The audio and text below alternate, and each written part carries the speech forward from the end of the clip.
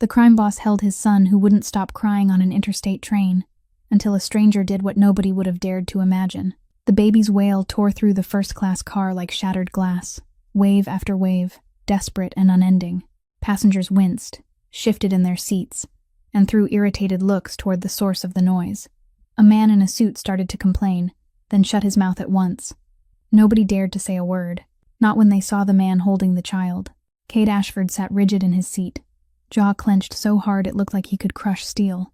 His dark gray three-piece suit was tailored to perfection, the kind you could tell cost several $1,000s just by looking at the stitching, and now it cinched him like a cage, shoulders as broad as a doorframe wrapped around the baby's tiny body, the contrast almost painful to witness. Tattoos climbed up his neck from beneath a pristine white collar, a snarling wolf, chains coiled tight, a line of old Latin. These weren't fashionable ink. They were a signal, the kind of mark that told stories from a world ordinary people never wanted to step into, a sign of power, and yet it meant nothing in this moment. His eyes were the color of a winter storm, the kind that could make the toughest men lower their heads, and now they flashed with something unfamiliar. Panic. Real panic, bare and unhidden, with nowhere to go. The baby, his son, kept screaming, tiny fists pounding again and again against his father's chest. 4 months old, already carrying a legacy he'd never asked for. 4 months since Paige drew her last breath on the delivery table, bringing this child into the world with her own life. 4 months since Cade Ashford, the man whose name commanded absolute fear across the underworld, became something he never believed he could be. Powerless. And what nobody knew, what Cade buried deep beneath armor made of steel, was that the doctor had warned them. Paige's heart was weak. Pregnancy would kill her. But Cade needed an heir. The family needed an heir. And he'd convinced her to keep the baby. Now he held the son he'd traded his wife's life for, and the child was refusing to live. 4 rows away, Tessa Holloway heard that desperate crying, and her body reacted before her mind could catch up. Her chest ached, a pain so familiar it made her nauseous, milk threatening to seep through the pad she still had to wear, even though it had been 7 months since she last held her daughter. 7 months since that small heart had simply stopped beating in the night. No explanation, no warning signs. Sudden infant death syndrome, the doctors said, as if naming a nightmare could make it hurt less. Then Brandon, the man who'd promised he'd be by her side for life, looked at her with eyes gone cold and said, "Maybe if you'd paid more attention." The divorce papers came 3 weeks later. She lost her child, lost her husband, lost the ability to step back into a hospital and look at other babies who survived while her own lay in cold earth. The first-class ticket on this train had been bought with Rosalie's life insurance money. Every dollar felt like blood. Her therapist told her to use it to heal. A grief workshop in Boston. A train ticket home. Do something kind for yourself, Tessa. Rosalie would have wanted that. But sitting in a first-class compartment, paid for by her daughter's death, Tessa felt only like she was betraying the baby who lay beneath cold ground. Then that crying pierced straight through her. She recognized it. Not the cry of a tired baby. Not the cry of discomfort. This was the scream of a child who was hungry, who needed something primal, something only a mother could give. She'd heard this cry hundreds of times in the neonatal ward. Her body knew it before reason could catch up. And then she stood. She walked toward the man the entire car was afraid to look at directly. The man who could end her with a single glance, to offer something she couldn't even believe she was about to do.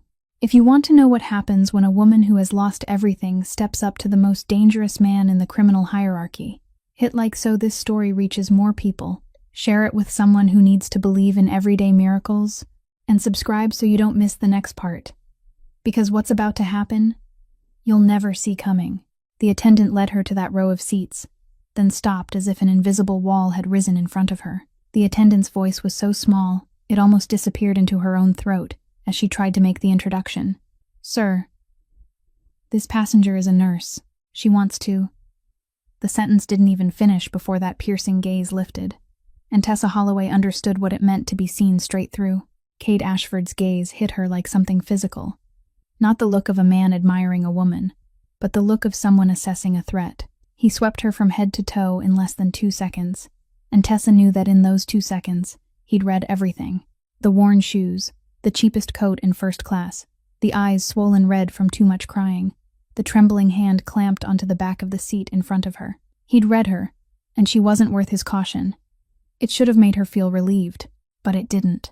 Because the moment his eyes finished their scan and decided she wasn't a danger, they went right back to the child screaming in his arms. And Tessa saw what she was sure nobody else in this car had ever seen in that man: complete, absolute helplessness, without a trace of performance. The baby screamed again, tiny reddened fists punching at the lapel of his father's vest. And Tessa heard her own voice rise, calmer than she thought she could manage, steadier than she felt. "I'm a pediatric nurse.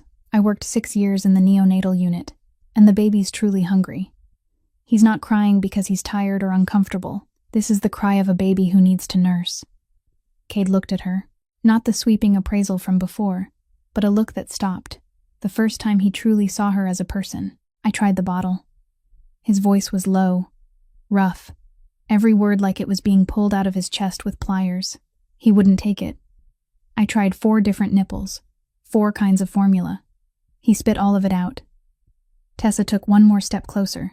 The bodyguard behind Cade shifted, a hand moving slightly toward his jacket, but Cade lifted a single finger, just one, and the man froze where he stood.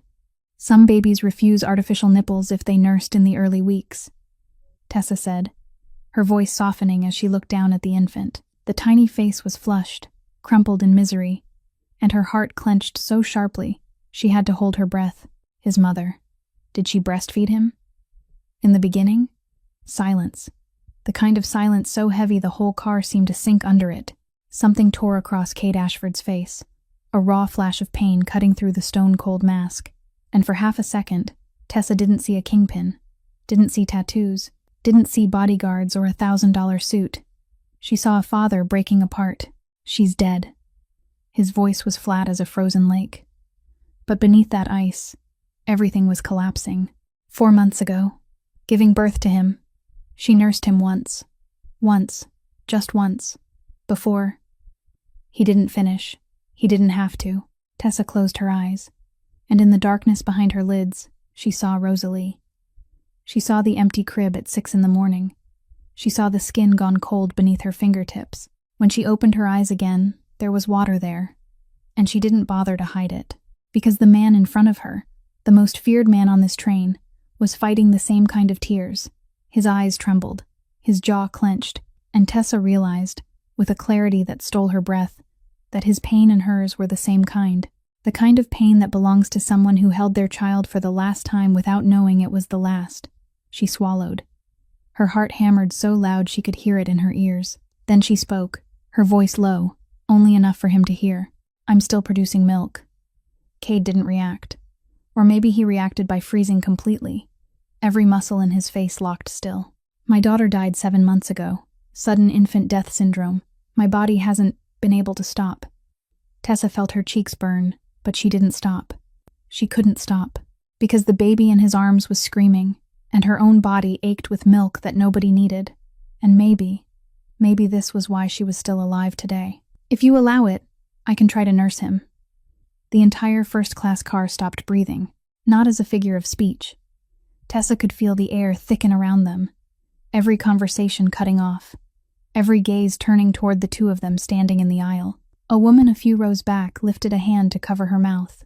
The attendant stepped backward, as if she'd just witnessed something beyond her ability to process. And Cade Ashford, the man whose influence stretched across every shadow of the city, stared at Tessa Holloway, a thin woman with swollen red eyes who'd just offered the most intimate gift one human being could give a stranger. And for the first time in 4 months, something inside him cracked, the armor beneath his skin finally starting to split. He nodded, a single, clipped nod, as if that one motion took every last ounce of strength left in his body. The attendant hurried to unlock the first-class restroom at the end of the car, the kind that was wider than usual with a leather chair and a gold-framed mirror, then vanished as if she'd never existed. Tessa stepped in first, Cade behind her, holding Wyatt with both hands, but so painfully rigid, the posture of a man who'd never learned how to hold a child properly, because the one who should have taught him was lying under cold earth. When Tessa turned back and opened her arms for Wyatt, Cade hesitated, just one breath. But inside that breath, Tessa saw the war in him, the fight between a father's protective instinct and the desperation of a man who'd tried everything and failed. Then he handed his son to her, a large, rough hand, marked with scars and tattooed ink, placed the baby into the thin arms of a stranger, and his fingers trembled as he let go. "What's his name?" Tessa asked softly, eyes dropping to the small face flushed from screaming. "Wyatt." Cade's voice turned hoarse. "After my grandfather." He stepped back once, then again, until his back touched the doorframe. And then he stood there, for the first time in his life not knowing where he should stand, not knowing whether he was allowed to look or supposed to turn away, not knowing what rule on earth applied to the moment a strange woman was about to nurse his son. Tessa sat down, unfastening one button with her left hand, while her right supported Wyatt's head. The movement was so familiar her body did it before her mind could think. 6 years in the neonatal unit carved these motions into bone, into muscle, into the deepest layer of instinct. She angled Wyatt closer, his skin touching hers, and everything changed. Wyatt stopped crying mid-scream, like someone had pressed a switch. The tiny eyes that had been squeezed shut snapped open, cloudy and searching, and he turned his face into her chest with the oldest reflex of the human body. His small mouth opened, searching, brushing, and then instinct won over everything. Wyatt began to nurse, and Tessa Holloway cried, not sobbing, not wailing, but the kind of tears that slid down in silence like rain on a window pane, because the feeling of a baby nursing at her breast, that warm, gentle, rhythmic pull, was something she'd believed she would never feel again. Wyatt wasn't Rosalie. He would never be Rosalie. The scent of his hair was different. The weight in her arms was different. The tiny sound of his sucking was different. But her body, that stubborn body that had refused to stop producing milk for 7 months, even when there was no one left who needed it, the body she'd resented because it reminded her every day of what she'd lost, could finally give what it had been desperate to give. And in that moment, for the first time since the night she found Rosalie cold in the crib, Tessa felt like her body wasn't her enemy. Outside the doorway, Cade Ashford stood motionless. His fists were clenched at his sides, so pale the bones of his knuckles showed under the skin. He didn't look into the room. He looked down at the floor, jaw locked, and he listened, listening for the sound he'd forgotten still existed. Silence. 4 months. 4 months of his son crying without end. 4 months of hiring nannies, specialists, the best doctors in America, and not one person, not one thing, could keep Wyatt quiet for more than 15 minutes. Now a stranger on a train, with swollen red eyes and the cheapest coat in first class, had done what his entire empire couldn't. 15 minutes passed like that, or maybe a lifetime. Cade wasn't sure anymore. When Tessa stepped out of the restroom, Wyatt lay in her arms, completely relaxed, tiny lips still making soft little motions in sleep. Cade looked at his son at peace for the first time since Paige died, and something shifted inside his chest. Something dangerous. Something he'd buried alive with his wife 4 months ago, now stirring beneath cold soil and demanding air. He took Wyatt from Tessa's arms, careful in a way that made his hands that had pulled triggers without shaking, tremble now. Then he drew a business card from the inside pocket of his jacket. Thick paper, embossed letters, only a name and a phone number. No title, no address, because anyone who needed to know who he was already knew, and anyone who didn't need to know was better off never knowing. Cade Ashford. Call me. Tessa shook her head. I don't need anything. The baby was hungry. I could help. That's all. She said it and truly believed it. But Cade didn't withdraw his hand. He held the card between them, his steely irises no longer cold, carrying something Tessa couldn't read, something caught between gratitude and warning. In my world, Holloway, everything has a price. Every action creates an obligation. And what you just did, he glanced down at Wyatt sleeping soundly, then looked back at her, isn't something I can ignore. Tessa took the card, not because she wanted to, but because she understood that refusing this man twice in a row wasn't a wise decision.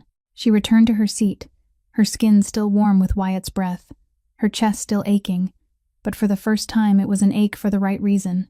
She slid the card into her coat pocket and stared out the window, scenery streaming past like a silent film, and she thought maybe she would never call that number. Maybe this was the only moment 2 suffering souls touched on a train, then separated, then forgot. She didn't know that in the car behind them, Jace Rawlings, Cade's head of security, had photographed her the moment she rose from her seat. She didn't know that within 10 minutes, her full name, her address, her former workplace, her medical file, Rosalie's death certificate, and the divorce decree with Brandon were sitting neatly inside Jace's phone. She didn't know that Cade had read it all, sitting still, staring at the screen, and not speaking a single word for the rest of the ride. And she had no idea that in the unwritten law of the underworld, a law older than the Constitution, older than the oldest families in the region's elite circles, the woman who nursed the boss's child with her own milk became untouchable, bound to the family by a tie. No document recorded, and no court could break. Tessa Holloway, the nurse who had lost everything, now had a target on her back without even knowing it. And that target would change her life forever. 2 days passed. Tessa didn't call the number on the card. She shoved it into the nightstand drawer in her tiny studio apartment in Queens, where she'd lived ever since Brandon threw the divorce papers onto the kitchen table and walked out without looking back. For 2 days, she tried to forget the gray eyes, the crying on the train, the feel of Wyatt's small breath against her chest. But her body wouldn't let her forget. Her breasts felt fuller, more tender, as if now that she'd been relieved once, her body demanded to give more, harder, more desperately, more urgently. Late in the afternoon on the second day, she was standing at the sink when her phone buzzed. An unknown number, no name. She didn't answer. It buzzed a second time, a third, the fourth time. She picked up, and the voice on the other end wasn't Cade. It was another man's voice, low, polite, in a way that felt cold. "Miss Holloway, I'm Jace Rawlings. Mr. Ashford is sending a car for you at 6 o'clock. Please be ready." Not a question, not an invitation, a notice. Tessa wanted to say no, wanted to say she didn't know anyone named Ashford, didn't want to get into any car, didn't want to be tangled in a world she'd only brushed at the edge and already felt chills crawl up her spine. But then Jace added one more line, his voice dropping, almost a whisper, as if he was saying something he wasn't allowed to say. "The baby won't eat, Miss Holloway. Not since the train. It's very bad." And that was enough. Exactly at 6 that evening, a black-tinted SUV pulled up in front of her building. Tessa climbed in with her stomach knotted tight, her hand gripping the strap of her bag. She thought they would take her to a restaurant, a cafe, somewhere normal where people met. But the SUV didn't go into the city. It drove out to the suburbs, over bridges, along highways, down roads that grew emptier and darker, trees thickening on both sides until the streetlights vanished, and only the headlights swept over stone and shadow. Then the iron gate appeared, taller than 13 feet, black as night, with spikes sharp as animal teeth, and 2 red cameras staring down like demon eyes. The gate opened automatically, without a sound, and the SUV glided onto a white gravel drive that led to what Tessa could only call a castle. A gray stone Tudor estate rose beyond ancient oaks, 3 stories, black slate roof, stained glass windows catching the sunset like fire burning from within. It was breathtakingly luxurious, and terrifying in a way that made her limbs go numb. Because threaded through that old-world beauty were things that didn't belong in a landscape painting. Armed guards patrolling the fence line, German shepherds lying low on either side of the path, cameras hidden in the branches that she only noticed because tiny LED lights blinked in the dark. This wasn't a home. This was a fortress. A woman waited on the stone steps, 64, spine straight as a ruler, silver hair twisted tight at the nape of her neck, dressed in black from throat to toe, her face carrying the severe beauty of someone who'd lived long enough to lose patience for foolishness. Ruth Calloway looked Tessa up and down with what Tessa could only describe as deliberate indifference, the kind of gaze that weighed whether you were worth wasting time on. "Miss Holloway." Not a question, not a greeting, just a confirmation of existence. "Mr. Ashford is in the nursery. Follow me." But Tessa didn't have the room to register Ruth's attitude, didn't have the room to be afraid of the estate, the guards, the iron gate that had shut behind her, because the moment she crossed the heavy oak doors, past the white marble foyer with its crystal chandelier, and moved down a long hallway lined with oil paintings worth more than her yearly salary, she heard it, crying, but not the ripping, sky-splitting scream from the train. This crying was weak, thin, ragged, the kind of sound a baby makes after crying too long, after the throat is worn raw, after the small body doesn't have the strength left to scream any harder. And that weakness frightened Tessa 100 times more than the screaming ever had. The nurse in her went off like an alarm. She walked faster than Ruth, almost running down the hallway, pushing open the nursery door without waiting for anyone to do it for her. And she saw Wyatt, thinner. In just 2 days, he was visibly thinner, cheeks hollowed, dark shadows under his tiny eyes, His skin turned from color to a pale gray cast. He lay in a white crib, little hands lifting weakly into the air, his cry more like a kitten than a newborn. Cade stood beside the crib with his sleeves rolled to his elbows, his tattooed arms fully exposed, the snarling wolf and iron chains curling from wrist to shoulder. His eyes were sunken, stubble rough along his jaw, and it was clear he hadn't slept since the day on the train. "He won't eat." Katie's voice wasn't cold or controlled anymore. It cracked, raw, like gravel dragged over glass. Since that day, he took exactly one bottle and refused everything else. Spit it out, turned his head, screamed until he collapsed and slept, then woke up and screamed again. The doctor wants to put a feeding tube through his nose. He swallowed. But he's only 4 months old. He already lost his mother. I can't. He didn't finish. He didn't have to.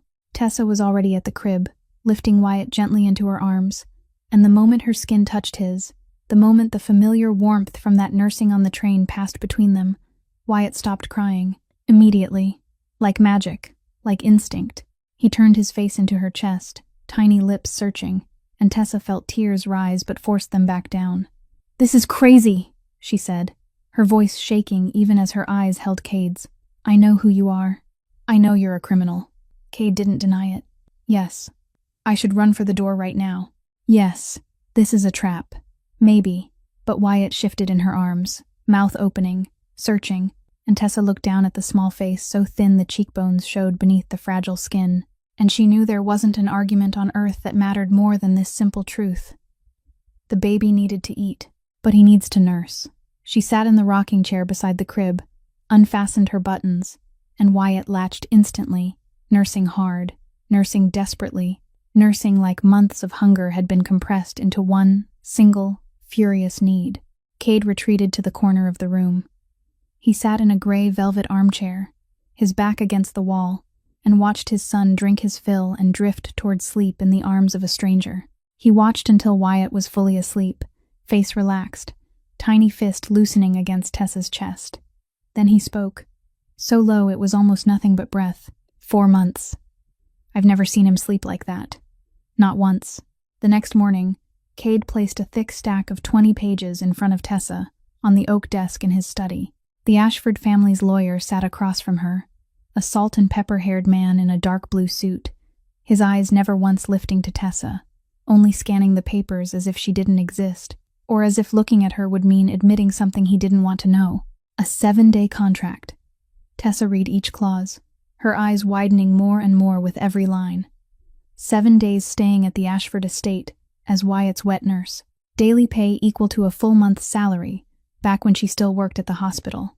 A private room, meals, every personal need met.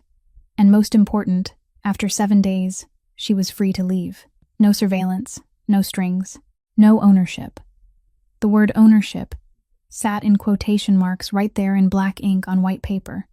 And Tessa didn't know whether she should feel reassured that it was spelled out, or terrified that anyone thought it needed to be spelled out at all. She looked up at Cade standing by the window with his back turned, morning light drawing a hard outline around him like a monument. "Why me?" Cade turned. Silvered irises met hers, and for the first time Tessa saw something that looked like shame on that man's face. "I hired 4 wet nurses. 4. The most carefully chosen, the best, the most expensive. The first one ran after she Googled the Ashford name. The second made it to the gate, saw armed security, and turned the car around. The third lasted 2 hours, until Dex walked into the nursery and joked that the last person to leave this house left in a coffin. The fourth never showed up at all. You're the only one who walked up to me and asked for nothing. No money, no explanations, no guarantees of safety. You just saw a hungry baby, and you stepped forward." Tessa picked up the pen. Her hand shook so much. Her signature came out warped, barely resembling her name, but she signed. Because every time she closed her eyes, she saw Wyatt's gaunt little face in that white crib, and she knew that if she walked out through those iron gates now, that image would follow her for the rest of her life, the way the image of Rosalie cold in her crib had followed her for 7 months. She couldn't endure one more child dying inside her memory. That night, Tessa sat alone in the room the estate had given her, a room larger than her studio apartment in Queens, a 4-poster bed draped in white silk, heavy velvet curtains, a rosewood vanity with a silver-framed mirror. Everything was so beautiful it felt unreal, like a movie hotel room where nobody truly lived. A soft knock. Ruth Calloway stepped in with a silver tea tray, set it on the table beside the bed, then sat in the chair across from Tessa, without waiting to be invited. Her face had softened compared to the afternoon before, no longer deliberately cold, carrying something that looked like the fatigue of someone who'd held secrets too long. My husband's name was Gerald. Ruth poured tea, her hand steady as stone. He served Mr. Ashford's father for 35 years. Driver, bodyguard, then head steward. He died taking a bullet for the boss in a hit in Brooklyn. She pushed the cup toward Tessa. I stayed, not because they forced me, because this is the only family I have left. Tessa held the cup, steam rising into her face. You're not from this world either. Southern roots. Ruth nodded once. Alabama. I came to New York with my husband. Didn't know what he did until it was too late to pretend I didn't know. I understand what it feels like to be looked at like you don't belong. The men in those expensive suits look at you like decoration or like trash. There's nothing in between. She met Tessa's eyes, and in that gaze there was both warning and pity. I've seen the way Mr. Ashford looks at you. Not the way he looks at a wet nurse. Not the way he looks at staff. And this world, Miss Holloway, it swallows people, swallows them and doesn't spit out bones. Tessa set the cup down. I'm only here for 7 days. Ruth smiled, the saddest smile Tessa had ever seen on anyone's face, the kind of smile belonging to someone who'd heard that exact sentence from her own mouth decades earlier. I said the same thing, 38 years ago. Ruth stood, smoothed her apron, and walked to the door, stopping at the threshold without turning back. Chamomile, it helps you sleep. You're going to need sleep in this house. Then she left.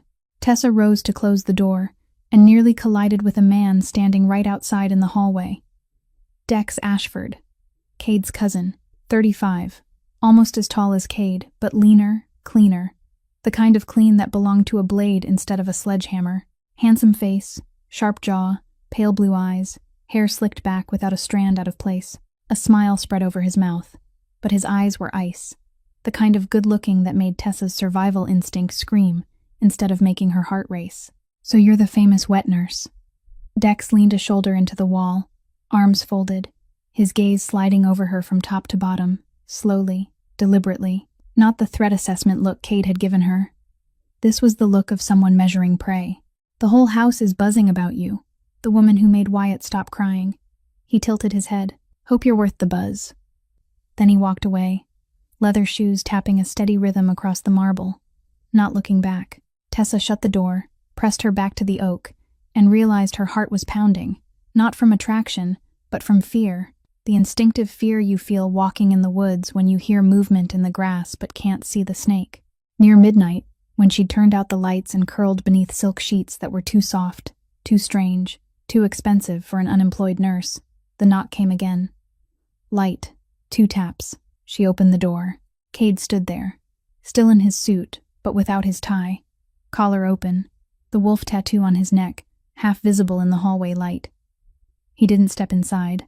He just stood at the threshold, looked at her, and spoke in the lowest voice she'd ever heard from him. 7 days. I'll keep you safe for 7 days. And when you leave, because I know you will, I'll make sure you're always safe. Anywhere. For as long as it takes. That's a promise. Then he nodded, turned, and walked down the dark hall. Tessa closed the door, climbed into bed, lay staring at the ceiling in the darkness, and wondered why a promise from the mouth of a criminal, an underworld boss she'd met 3 days ago, made her feel safer than anything Brandon had ever said in 4 years of marriage.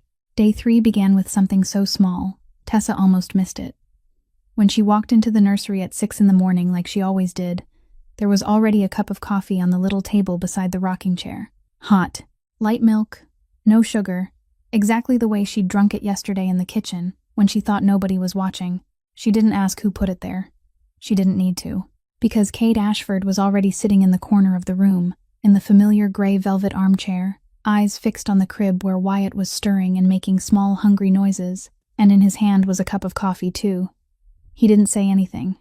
No explanation. He only gave a slight nod when Tessa lifted Wyatt, and his eyes followed every movement she made with his son, with an expression she was starting to recognize. Amazement, gratitude, and guilt, The three of them braided into something that didn't have a name, something she only ever saw on his face when Wyatt nursed. And Wyatt was changing.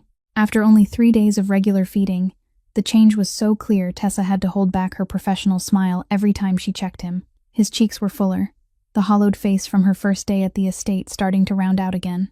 His crying was no longer thin and weak. It was strong, demanding, the cry of a baby with enough energy to insist instead of beg. His eyes were brightening, beginning to search for faces, beginning to track movement. And every time Tessa stepped into the room, those tiny eyes found her before they found anyone else. It made her heart feel warm, and it made it ache, a sweet kind of pain she didn't know she could still feel. Cade was present at every feeding. He didn't miss a single one. Morning, noon, afternoon, night. He was always there, in the corner, in that chair, silent as a statue, but his eyes more alive than any speech, and small details began to pile up, layer after layer, like snow falling. Their hands brushed when Tessa handed Wyatt back to Cade after each feeding, fingertips gliding over fingertips, and they both pretended not to notice, but neither of them pulled away as quickly as they had before. Cade began asking small questions. Questions that had nothing to do with the contract or with Wyatt. Questions meant for Tessa. What do you like for breakfast? And the next day the table held exactly that. Are you cold? And that afternoon there was an extra wool blanket on the rocking chair in the nursery. Nobody mentioned any of it. The things simply appeared, quiet, natural, as if the Ashford estate was adjusting itself to fit her presence. And Tessa, a nurse who was used to being forgotten, looked through, treated like a replaceable tool, began to feel something more dangerous than fear. She began to feel seen. Then, the third night came, 2 a.m. Tessa bolted upright before her mind could even process why. The baby monitor on her nightstand was still silent. Wyatt wasn't crying. The infrared camera showed his face sleeping normally, but something was wrong. She knew it. 6 years in neonatal care had carved into her a kind of instinct that didn't need evidence to activate. A kind of intuition doctors laughed at, but every nurse understood. She ran barefoot down the icy hallway, pushed open the nursery door, and placed her hand on Wyatt's forehead. Hot. Not hot like too many blankets. Hot like fever. She lifted him, checked him quickly with the infrared thermometer from the medical kit beside the crib, and the number confirmed what she already knew. A mild fever. Not yet dangerous, but enough to warn her. Tessa worked fast, precise, calm, to the point that even she surprised herself. She stripped off a layer of Wyatt's clothing, took a warm cloth and placed it on his forehead and under his arms, adjusted his nursing position on an incline to ease congestion as he began to sniffle. She whispered to him as she worked, her voice steady and low, the voice she'd used with hundreds of babies in the NICU, the voice she'd once used with Rosalie. It's okay, sweetheart. Just a mild fever. Your body's fighting. That means you're strong. You're so strong. She didn't know when Cade had appeared at the door. When she looked up, he was there, hair rumpled, eyes awake but clearly having just run in, wearing pajama pants and a black t-shirt, and he looked more like an ordinary man than she'd ever seen him. No suit, no armor, just a father who heard movement in his child's room in the middle of the night. What's wrong with him? His voice was hoarse from sleep, from worry, from both. A mild fever, normal for a 4-month-old. Tessa spoke without looking up, her hand still pressing the warm cloth to Wyatt's forehead. The immune system's developing. I've cooled him down, adjusted his position to help his nose stay clearer. If the temperature doesn't drop within an hour, I'll give a pediatric dose of fever reducer. Cade stepped in and sat down on the floor beside the rocking chair. Not in the corner armchair like always. On the floor, right next to her. Close enough that his shoulder nearly brushed her knee, and Tessa could feel heat radiating off him in the cold air of 2 a.m. He didn't speak. He only sat there, watching his son in Tessa's arms, watching her small but steady hands handle the thermometer, the cloth, the bottle, watching the way she whispered to Wyatt with a voice only a mother had. 40 minutes later, Wyatt's temperature came down. He nursed once more, weaker than usual but enough, then fell asleep again in Tessa's arms, cheeks flushed with fever but breathing even. Tessa laid him in the crib, pulled the thin blanket up to his chest, and when she straightened, Cade was still on the floor, looking up at her. You care for him like he's your own. He said it softly, almost a whisper, and in those 5 words there was an entire world. Tessa didn't answer. She couldn't. because it was too true and too painful at the same time, because she cared for Wyatt with the exact same motions she'd used for Rosalie, with that exact whisper, with those exact hands, and every time she touched Wyatt she was being healed and ripped apart all at once, finding and losing at the same time. And she didn't have words in any language to hold it. She only nodded faintly, walked out of the nursery, down the dark hallway, into her room, closed the door, and sat on the bed in the darkness. She didn't cry. She was past crying. She just sat and felt something new beginning to sprout inside her chest. Something she thought had died with Rosalie 7 months ago. The feeling that she mattered, the feeling that she was needed, the feeling that she was alive. And in the 3 a.m. darkness of the Ashford estate, between the underworld and armed guards and a 7-day contract, the line between stranger and family blurred until Tessa wasn't sure where it even was anymore. Late in the afternoon on the 4th day, after Wyatt finished nursing and fell asleep in his crib, Cade didn't leave the nursery the way he always did. He stayed in the corner armchair, but his posture was different, not settled back in control, but leaning forward. Elbows braced on his knees, hands clasped together, eyes fixed on the floor instead of on his son. Tessa recognized it instantly. 4 days under the same roof had been enough for her to learn his body language, and this posture said one thing clearly. He was about to say something he didn't want to say. "I know about Rosalie." Cade's voice was low, and he didn't look up. Tessa felt the blood drain from her face. "I know about sudden infant death syndrome. I know you found your daughter cold in her crib at 6 in the morning on March 17th. I know the Children's Hospital listed the cause of death as SIDS, and you screamed in the emergency room for 3 hours until they had to sedate you." He lifted his gaze. "I know Brandon filed for divorce 3 weeks after the funeral. I know he told you maybe if you'd paid more attention, Rosalie wouldn't have died. I know you quit the hospital because you couldn't stand the sound of babies crying. I know about the apartment in Queens, the life insurance, the first-class train ticket." Tessa should have been furious. She should have stood up, shouted, slapped him, run straight for the iron gate, and never looked back. He'd dug through her life, dissected every wound, read every death certificate, and every divorce decree like an intelligence briefing. But what rose in her chest wasn't anger. It was relief. A strange relief that almost hurt, because for 7 months, every time she met someone new, she'd had to tell the story, had to open her mouth and say, "My daughter died," and then endure the pitying eyes, the hollow comforts, the awkward silence. She had to relive the nightmare every time she explained it. But Cade already knew. He knew all of it. And she didn't have to explain anything anymore. "You investigated me," she said, her voice flatter than she expected. "Since the train, Jace took my picture." "Yes." Cade didn't deny it, didn't apologize, didn't justify it. "I needed to know who was near my son." "And what did you find? A broke nurse who lost her baby, lost her husband, lost her job. I found the strongest woman I've ever met." Silence. The kind of silence that was heavy but not uncomfortable. The kind that happens when 2 people are standing on the edge of something, and both of them know it. Cade stood and walked to the window, staring out at the back garden where guards patrolled in the late afternoon sun. His back was to Tessa, and she realized it was deliberate. The posture of a man who didn't want anyone to see his face when he said what came next. Paige had a heart condition. His voice shifted. It wasn't steady anymore. It trembled at the edges, so slightly someone else would have missed it. But Tessa didn't, because she'd spent 4 days learning to hear what he didn't say. Congenital. The mitral valve didn't close properly. The doctor was clear. No softening it. Pregnancy would put strain on her heart that her body couldn't survive. The risk of death was very high. He paused. His shoulders went rigid beneath the black suit fabric. But the family needed an heir. The council needed to make sure the Ashford bloodline didn't end with me. And I needed a son. Not for the council. Because I was selfish enough to believe having a child would make me a better man. He turned back, and Tessa saw what she'd never seen on a kingpin's face. Tears. Not tears falling, but tears imprisoned, shining at the rims of his eyes, held back by sheer will and still there, still present. "I convinced Paige to keep the baby. She was afraid. But she trusted me. She always trusted me, even when she shouldn't have. And I promised I'd hire the best doctors, that everything would be fine." He swallowed, his Adam's apple moving hard. Everything wasn't fine.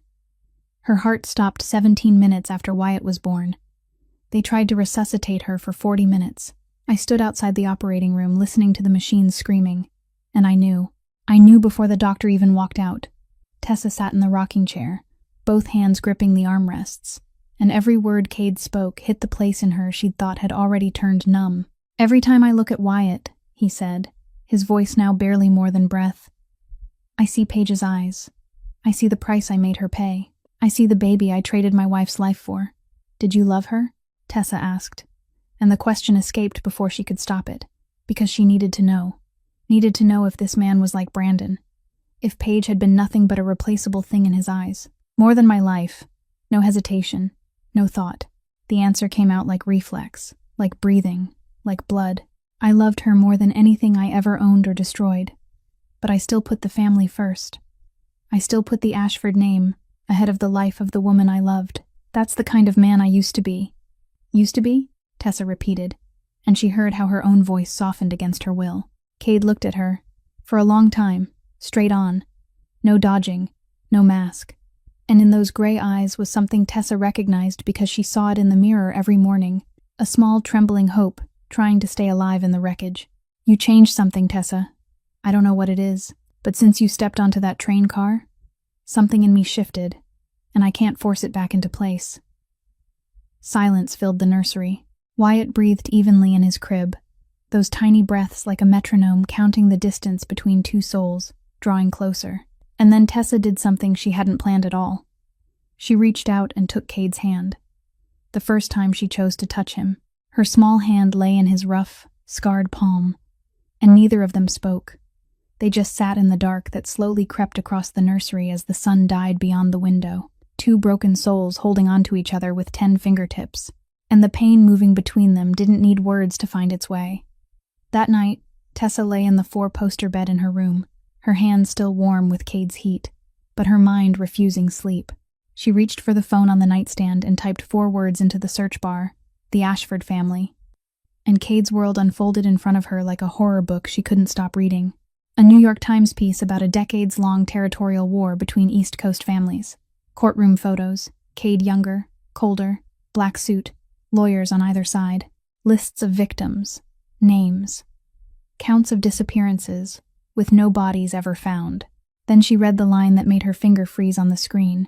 The 2 sons of Patrick Caldwell, 23 and 26, shot dead 8 years ago in a hit the police called internal conflict. But anonymous sources pointed straight to one name: Ashford. Tessa's hand shook. The phone slipped onto the bed. She lay in the dark, staring at the ceiling, trying to fit 2 images into one. The man who'd just held her hand in the nursery with a broken voice talking about his wife, and the man in those articles, the man whose name sat beside casualty numbers. The same man, the same hands. 1 in the morning, then 2. Tessa lay in bed with her eyes wide open, staring at the ceiling, and in the darkness behind her eyelids, every time she blinked, the articles rolled like a film reel. Cade, younger in the courtroom photo, eyes cold as stone, not a flicker of expression. The names of the 2 Caldwell sons printed in black ink on white paper, 23 and 26, ages when they should have had their whole lives ahead of them. The phrase internal conflict, placed in quotation marks as if violence were nothing more than an administrative term. And the rough, scarred hands that had held hers this afternoon. What had those hands done? How many times had they squeezed a trigger? How many orders had they signed that ended with someone never coming home? She wanted to sleep. Her body begged for sleep. But every time she closed her eyes, the image of Cade holding her hand in the nursery and the image of Cade in the articles alternated like 2 sides of a coin, and she didn't know which side was real, or if both were real. And if both were real, what that meant for her, for Wyatt, for everything happening inside this house. Then a sound came through the monitor on her nightstand. Not Wyatt crying, singing. Tessa turned, looked at the small screen showing the gray-green infrared view of the nursery. Cade sat in the rocking chair with Wyatt in his arms, and he was singing. His voice wasn't a singer's voice. It was rough, low, cracking on the higher notes like fractured glass. The voice of someone who'd never been taught to sing and didn't care about perfect melody. But what flowed through that broken voice wasn't technique. It was feeling, thick and raw, unfiltered by any protective layer.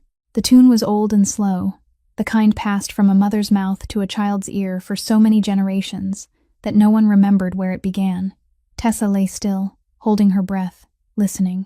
And in the fractured lullaby of an underworld boss rocking his son at 2 a.m, she heard something no article ever wrote, no court record ever captured, nothing anyone outside that room would ever believe. A father loving his son with the most desperate kind of love a human being could contain. She got up. No decision. Her feet moved before her mind could argue. Through the dark hallway, barefoot on the cold oak floor, to the nursery door left slightly ajar. She stood in the doorway, shoulder against the frame, and watched. Cade sat in the rocking chair, Wyatt against his chest, tiny on that broad body, and he rocked gently to the rhythm of the song. The dim yellow nightlight cast shadows across the snarling wolf tattoo on his arm, and inside that violent ink, his rough hands supported Wyatt's head with a tenderness that looked like glass, monster, and father, killer and lullaby singer, the same man. And Tessa understood, standing there at 2 a.m, that the question she'd wrestled with all night was the wrong question. Not is he dangerous, because the answer was obviously yes. The right question was which part of him is stronger. Cade lifted his head, saw her at the door, and he didn't flinch, didn't hide, didn't stop singing. He finished the last line, his voice fading to nothing, and in the silence that followed, only Wyatt's steady breathing remained. "My mother's song," he said softly, eyes on his son. "She sang it to me every night, until I was 11. Then she died, and no one sang to me anymore." He paused. "This is the only thing I still have of her. Not photos, not objects, just this melody. And sometimes I'm afraid I'll forget, afraid one day the notes will blur and I'll lose the last piece I have." Tessa stepped into the room. She sat on the floor beside the rocking chair, the same spot where Cade had sat the night Wyatt had a fever, and she looked up at him. "Teach me," she whispered. "Teach me the words. So if you forget, I'll remember for you." Something shifted across Cade's face. Not a smile. He still hadn't smiled once since she met him. But the stone melted, and underneath was something soft, something vulnerable, something he guarded more tightly than any family secret. He started to sing again, slower, word by word, and Tessa repeated after him. Her voice missed the notes again and again, and Cade corrected her gently, patient in a way that felt strange for a man she was sure had no patience for anything else in the world. "That note's lower," he said, and his hand came to rest over hers on the arm of the rocking chair, just fingertips touching fingertips, as if he were teaching her to feel the rhythm through skin. "Like this." His breath brushed her cheek. He didn't pull back. She didn't lean away. An hour passed in the nursery at 3 a.m, 2 voices weaving together, one rough and one clear, both imperfect, both cracking in the places where memory hurt too much for the notes to hold, but together the cracks fit, like 2 shards from 2 different broken vessels whose fractures matched perfectly. Wyatt stirred and woke with a soft sound, and Tessa lifted him from Cade's arms, settled him against her shoulder, and sang Cade's mother's lullaby with a trembling voice but the right melody, the right words, and Wyatt went quiet at once, tiny eyes opening to watch her in the dim yellow light. Tessa looked down at Wyatt and sang, and when she lifted her head, Cade's eyes were wet. Not tears falling, but wet and shining. And he didn't hide it, didn't turn away. For the first time he didn't fight it. Wyatt fell asleep again. Together they laid him in the crib, Tessa supporting his head, Cade supporting his back, lowering him onto the mattress, pulling the blanket up, their movements sinking naturally as if they'd done it every night for years, as if their bodies already knew what their minds hadn't accepted. When they straightened beside the crib, Cade turned toward her, close, closer than he'd ever been. She caught the faint scent of whiskey, sandalwood, old gunpowder caught in fabric no washing could erase, and beneath it all, the warm skin scent of a living man. His hand lifted her face, rough fingers tipping her chin, so gentle it barely felt real. "You belong to us now, Tessa." The first kiss was as light as breath. His mouth touched hers without demand, without taking, only touching, only asking, only seeking permission. And Tessa froze. Half a heartbeat, half a breath. Her mind screamed a list of reasons to step back. Criminal, boss, articles, tattoos, armed guards, the Caldwell son's dead, a 7-day contract, and she'd lost her daughter 7 months ago. She wasn't ready. She would never be ready. Then she pulled him closer, both hands gripping the front of his black t-shirt, drawing him down, and she kissed him properly. He tasted like whiskey, like danger, like something that had smoldered for too long and finally caught fire, and beneath it all he tasted like the only word Tessa couldn't find anything more precise than home. When they broke apart, they were both breathing hard, forehead to forehead. "Stay," Cade said, voice rough. "Not 1 week. Stay." Tessa closed her eyes, feeling his breath on her lips, his heartbeat under her palm pressed to his chest. "There are 3 days left on the contract." She opened her eyes, met the steel-edged gray of his gaze, and for the first time, she saw him afraid. Afraid she would say no, afraid she would walk away, afraid in the way only someone who has lost too much can be afraid of losing more. "Give me 3 days, she said. 3 days to convince me." On the morning of the 5th day, Tessa woke with the taste of Cade still on her lips, and the first smile in 7 months trying to bloom on her face. She stepped into the hallway barefoot, the oak floor under her feet already starting to feel familiar, heading toward the nursery where Wyatt would be waiting for breakfast. But halfway there, she heard Cade's voice carrying from his office, the heavy wood door not fully shut, and his voice wasn't the voice of the man who had kissed her last night. It was the boss's voice, cold, sharp, each word like a scalpel. "Who leaked the information?" Silence. Someone spoke on the other end. Then Cade cut in, his voice dropping lower, but every word slicing through the oak door as if there were no barrier at all. "She being here isn't their business. Not the council's business. Not anyone's business but mine. And if I find out who opened their mouth..." He didn't finish. He didn't need to. The most terrifying threats are the ones that make the listener imagine the ending. Tessa stood frozen in the hallway, her heartbeat loud in her ears, and in that exact moment Cade opened the door and stepped out. He saw her, and for half a second, only half a second, she saw the monster before the father's mask slid back into place. His face changed so fast she would have missed it if she blinked. Ice to soft, threat to calm, and he smiled. The kind of smile Tessa now recognized as a cover. Business. 2 words, gentle tone. But his eyes didn't smile with it. And Tessa, a nurse who had spent 6 years reading the body language of newborns who couldn't speak, read what he didn't say. Something was wrong. Very wrong. That afternoon, while Tessa nursed Wyatt in the nursery, she glanced out the window and saw Jace talking to Cade in the garden. Jace, the man she had never seen show any expression beyond professional calm, was leaning toward Cade, speaking too low to hear, but his hand kept pointing toward the main gate, and his face was tense in a way that made Tessa tighten her hold on Wyatt. That evening, walking from the dining room back to her room, Tessa counted 12 guards within sight. Yesterday there had been 6. She didn't say anything, but she remembered. Day 6. Tessa woke to dogs barking at the gate at 4 in the morning, then going abruptly silent, then the hiss of radios murmuring, faint through her open window. When she looked outside after daylight, the guards weren't 12 anymore. She counted and counted again, and stopped at 20. 20 armed men patrolling the estate that 4 days ago had only had 6. She found Cade in the nursery after lunch. He was sitting in the rocking chair watching Wyatt sleep, but his eyes weren't on his son. They were looking through him, at something farther away, something darker. "Cade." He lifted his head, and there was that covering smile again.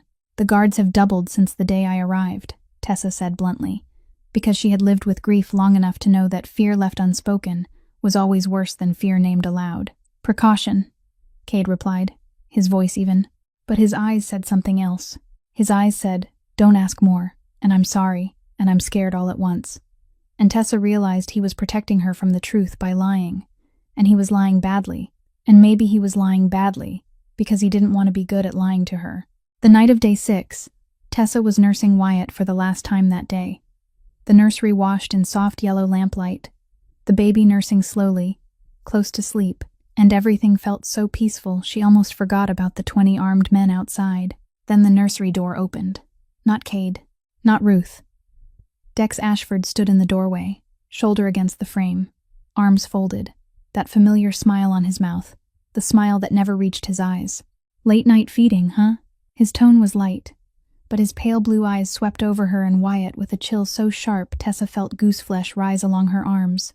She pulled her shirt up to cover Wyatt on instinct, and Dex noticed, tilting his head like an animal studying prey reacting. "You should know something, Miss Holloway." Dex stepped into the room, closed the door behind him, and Tessa felt the air thicken. Not everyone in the Ashford family thinks you're a blessing.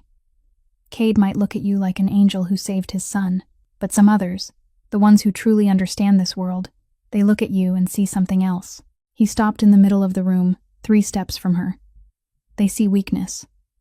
Tessa held Wyatt tighter, rose from the rocking chair, and backed up 1 step. You should leave. Just friendly advice. Dex lifted both hands, a false gesture of surrender. From family. Iron gates don't keep everything out, Miss Holloway. Sometimes the most dangerous thing is already inside. Then he turned and walked away, leather shoes tapping a steady rhythm, and Tessa stood in the nursery holding Wyatt, her heart pounding so hard she was afraid the baby would feel it through her ribs. She found Cade immediately afterward. She repeated every word Dex had said, every gesture, every look. And for the first time, Tessa saw Cade angry. Not the kind of anger that shouted, slammed tables, lost control. The kind that made the air thicken like gel. The kind she felt on her skin like the temperature dropping all at once. The kind of anger that belonged to a truly dangerous man because the angrier they were, the quieter they became. You stay away from Dex. Cade's voice was flat as a blade. Anywhere I'm not, or Jace isn't, you don't go alone. Do you understand me? Cade. Tessa took his hand, and his hand was hard as steel. What's really happening? Don't say business. Don't say precaution. I'm not a guest. I'm living in this house with your son. I deserve to know. He looked at her. The battle between protecting and telling the truth played across his face for 3 breaths. I'm handling it. I promise I'll handle it. Do you trust me? Tessa searched his gray eyes for a lie, for concealment, for any trace of Brandon when he'd said, I'll take care of it, and then disappeared. She found none. Only fear and resolve, and something that looked like a plea. I trust you. On the night of day 6, Tessa lay in bed staring at the ceiling, listening to guards' footsteps pacing outside her window like war drums. Then through the monitor, that familiar song drifted up. Cade in the nursery, singing his mother's lullaby to Wyatt. She went across without knocking, without needing to. She sat on the floor beside the rocking chair and rested her head on his shoulder. Cade wrapped one arm around her, his other hand resting on the crib rail where Wyatt slept deeply. 3 of them in the dark, the dim yellow nightlight, the baby's steady breathing blending with the wind against the glass. Family wasn't blood. Family was a choice. And here, in this moment, between 20 armed guards and the shadow of war closing in, this was peace. The last peace they would have for a long time. But this happiness was about to be torn apart, because the enemy wasn't only outside the gate, it was inside this house too. If you're following the story, hit like and subscribe now, because what happens next will make it impossible to look away. At dawn on the 7th day, the last day of the contract, Tessa lay curled under the blankets, still catching the scent of sandalwood on her shoulder from where she'd leaned against Cade the night before, still hearing the lullaby's melody looping in her mind, still feeling the weight of his hand on her shoulder as the 3 of them sat in the nursery darkness, when the explosion tore everything apart. It wasn't a movie blast. It wasn't a sound the brain could process and label. This was a shockwave. The kind that began in the ground and traveled up through the bed, through her spine, through her skull. The kind that made the window glass in Tessa's room crack on a diagonal and sent the crystal chandelier above her thrashing wildly. Tessa jolted upright, her feet hitting the floor before her eyes were even fully open. No thinking, no hesitation, just one word screaming in her head, Wyatt. She ran barefoot down the hallway, hair wild, thin nightgown clinging, her feet crushing the shards of glass from a fallen frame without feeling pain, without feeling the warm blood pooling under her soles, only running, until she shoved the nursery door open and stopped. Cade was already there. But not the Cade she knew. Not the man who made her coffee every morning. Not the father who sang his son to sleep with a broken voice at 2 a.m. Not the man who had kissed her as softly as breath in the dark nursery 2 nights ago. The man standing in front of her was dressed in black, from head to toe, tactical jacket, cargo pants, combat boots laced tight. A heavy black pistol rode his right hip, an ammunition strap cut across his chest, and when Tessa's gaze dropped to his feet, she saw the holster at his left ankle, where a folding blade sat, tucked and waiting. His eyes weren't gray anymore. His eyes were black, black as a pit, black as India ink, his pupils blown wide until they swallowed the storm gray. And in those eyes there was no lullaby, no gentle kiss, no morning coffee. There was only readiness to kill. A monster. This was the monster the papers wrote about. This was the Cade Ashford whose shadow haunted the streets. And for the first time, Tessa understood why. Wyatt was in Cade's arms, tiny, wailing because the blast had ripped him awake, and the contrast was suffocating. A 4-month-old in bare print pajamas in the arms of a man carrying enough weapons to start a war. The nursery door slammed into the wall as Jace Rawlings burst in, and Tessa saw blood. A dark red stream ran from Jace's right temple down his neck, soaking into the collar of his white shirt, but he didn't wipe it, didn't flinch, didn't act as if he even noticed he was bleeding. Caldwell. Just one word from Jace. But Tessa watched Cade's shoulders lock as if the word were a bullet. 3 coordinated hits at once. The warehouse at Brooklyn Harbor is burned to the ground. The Manhattan restaurant was hit with a firebomb. The contact office in Boston was raided. 3 of our people there haven't checked in. Jace swallowed, blood sliding down his jaw. We've got a rat inside, boss. Someone gave them the locations of every site. Someone very close. Cade didn't react. Or he reacted by going perfectly still. The kind of stillness a reptile has before it strikes. Absolute calm disguising violence about to erupt. What else? Not a question. An order. Jace glanced at Tessa, then back at Cade, and the hesitation that flickered across his face told Tessa the next part was worse. They left a message. At all 3 locations. Same content. Jace pulled out his phone and read. His voice flat like he was reciting a weather report. But his eyes were on fire. Hand over the woman before midnight, or we level everything. Silence. The kind of silence so heavy Tessa could hear blood rushing in her ears. They wanted her. Whoever did this. Whatever enemy was burning the Ashford Empire piece by piece. They wanted her. Give me to them. Tessa's voice rose before she could think, and she shocked herself with how calm she sounded. If handing me over can stop a war, if nobody has to die because of me. No. Cade didn't shout. His voice didn't rise. But the words sliced through the room like a scalpel, so sharp Tessa felt it on her skin. And even Jace, the man bleeding without flinching, stepped back half a pace. Cade turned toward Ruth standing in the doorway, though Tessa didn't know when Ruth had gotten there. Fully dressed, though it was barely 5 in the morning, hair pinned tight, eyes clear as if she'd never slept. Cade handed Wyatt to her, gentle enough to clash violently with the word he'd just spoken. Safe room. Now, take Wyatt and Tessa down. Ruth nodded, cradled Wyatt, and waited at the door. Cade turned back to Tessa. He stepped close, both hands gripping her shoulders, and Tessa felt the heat of him through the thin fabric of her nightgown. Hot like fever, like fire burning inside him and radiating through skin. He bent down until their eyes were level, black meeting brown, monster meeting angel, and he spoke slowly, each word so clear it carved itself into the air. Listen to me very carefully, Tessa Holloway. You're under my protection, under the Ashford family's protection, and that means I will burn this city, this entire territory, this whole underworld, before I let anyone lay a finger on you or on my son. His eyes were black, cold, killing intent pouring off him so strongly Tessa felt the air around him grow thicker, heavier, as if he were the storm's center, and everything was being pulled in. But the hands on her shoulders were still gentle. Gentle enough to hurt, because between violence and tenderness, between monster and father, between kill orders and kisses, Cade Ashford stood at the crossroads and chose both. And Tessa, standing in the nursery with bare feet smeared with blood from broken glass, looked into the eyes of a kingpin swearing to set the world on fire for her, and understood this was the moment everything changed. There was no going back. Ruth went first, Wyatt in her arms, spine straight as a ruler even as a second blast shook the upper floors. Tessa stayed tight behind her, barefoot and blood slick, leaving red prints across the marble as she forced herself not to think about where Cade was, what he was doing, whether he was still alive, and instead fixed her focus on the back of Ruth's black dress, on Wyatt's thin cries, on each step carrying them down the West Service stairs toward the basement. They had just reached the ground floor corridor, where emergency lights flashed a hard red against the stone walls, when a figure stepped out of the corner and blocked their path. Dex Ashford, still in his gray vest, hair slicked back to perfection. That polite smile on his mouth as if there weren't bombs outside, as if there weren't gunshots, as if an empire weren't burning, and that calm frightened Tessa more than any explosion. Ruth, let me take her. Dex said mildly, extending a hand toward Tessa. "The route through the wine room is faster. I'll get her down."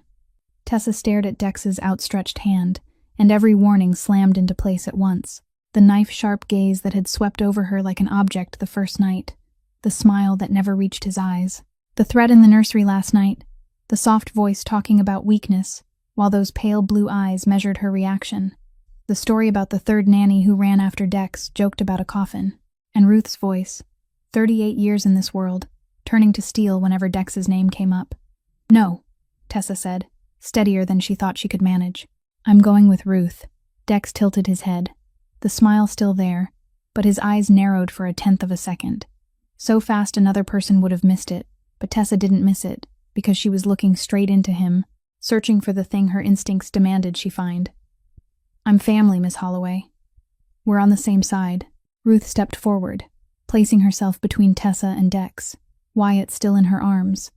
But her posture was a protector's posture now, not a housekeeper's. Back straight, shoulders squared wider, chin lifted, and when she spoke it wasn't a servant's voice.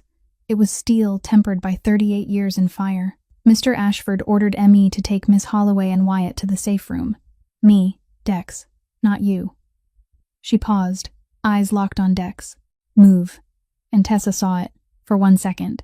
Dex Ashford's polite mask dropped like a curtain caught by a hard wind, and beneath it was exactly what Tessa had sensed from the first moment, but had never seen with this kind of clarity. Anger. Cold. Not the hot kind that flares and burns out, but the kind that has been smoldering a long time. The kind that has a plan, a calculation, a purpose. Then the mask slid back into place. The smile returned. Dex lifted both hands and stepped aside, his exaggerated gesture of surrender so theatrical it felt like mockery. "Of course, Ruth knows best." He faded back into the corridor's shadow. Ruth grabbed Tessa by the elbow and pulled her forward, fast and decisive. But as they passed where Dex stood, Tessa turned her head on reflex. And she saw it. Dex had already pulled out his phone before they'd taken 3 more steps.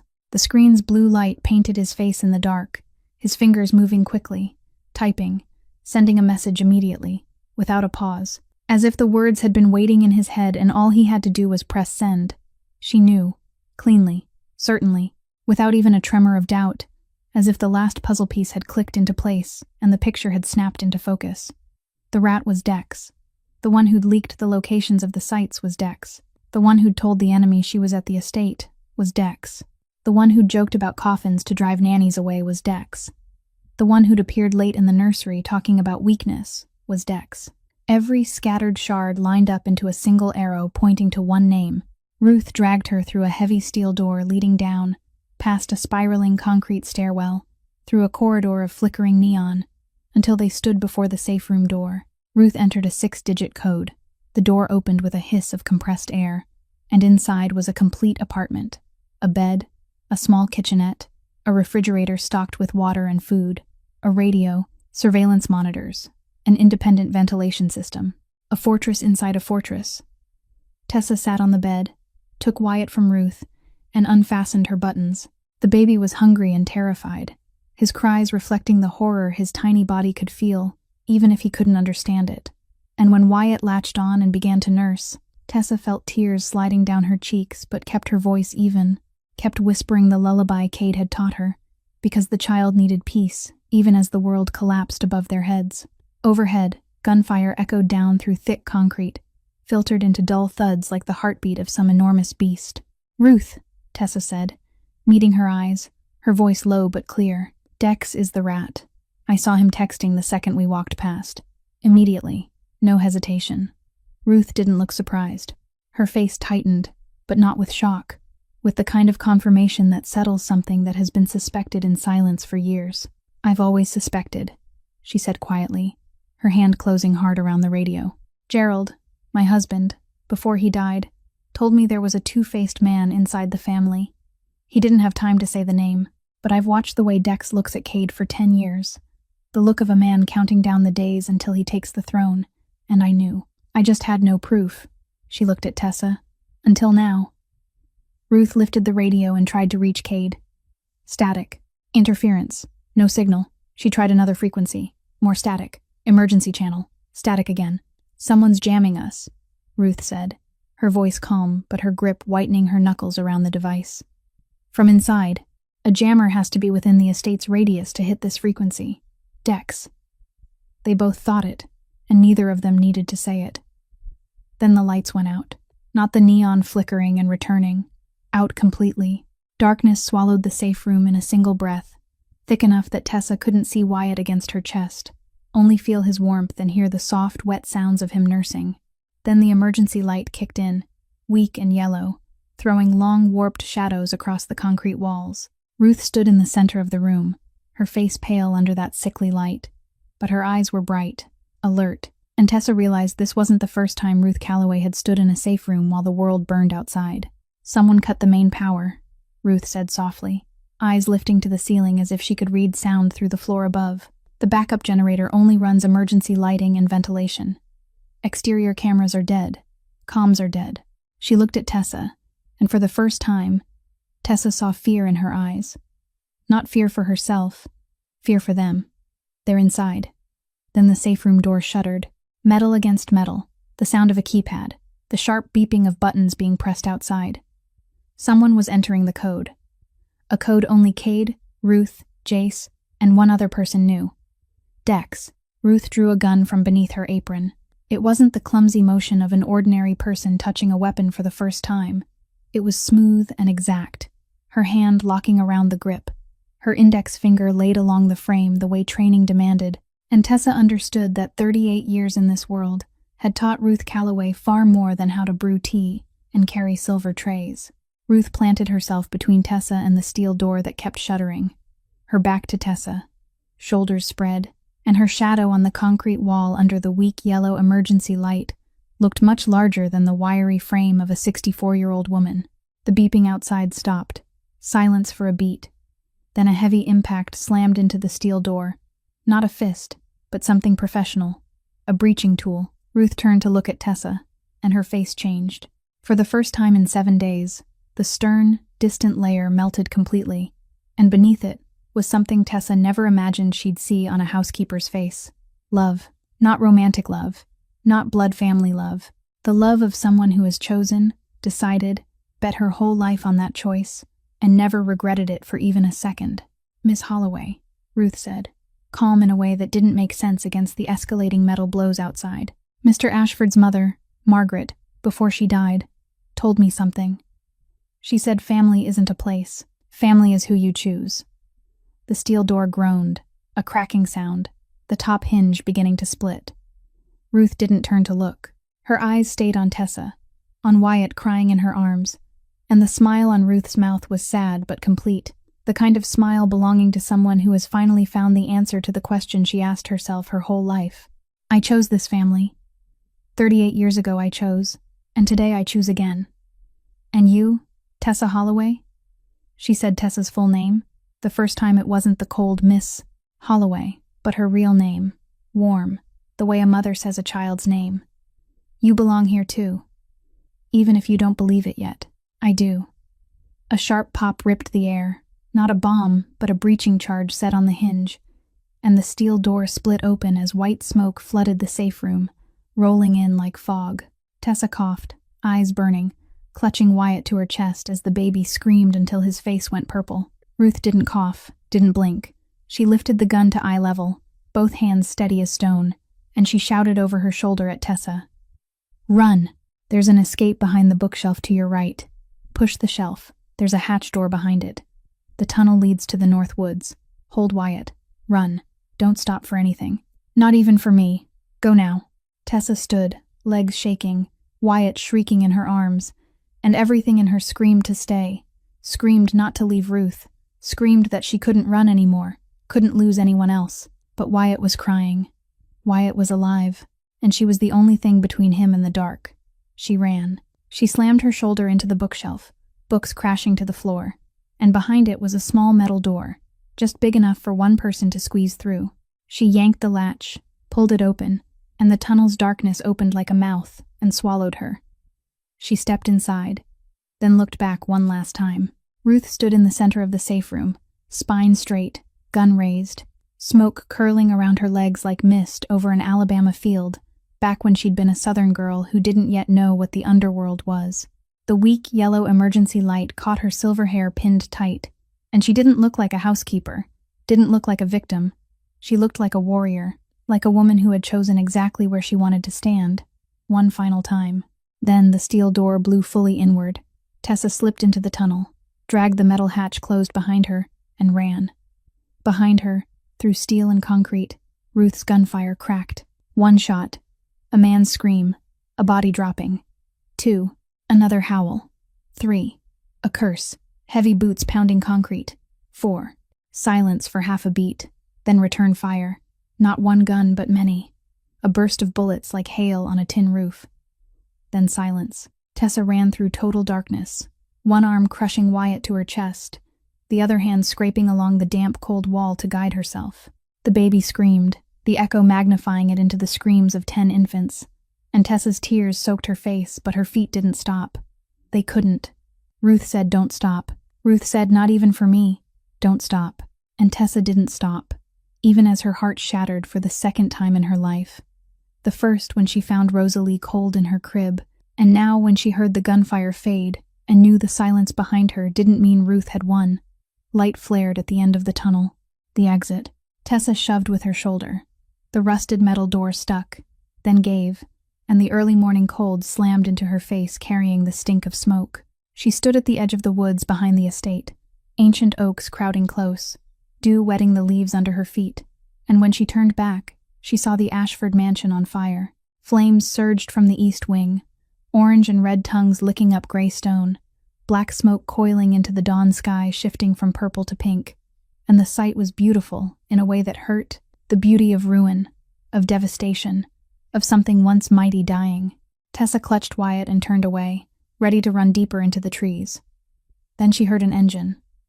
Not from the mansion. From ahead.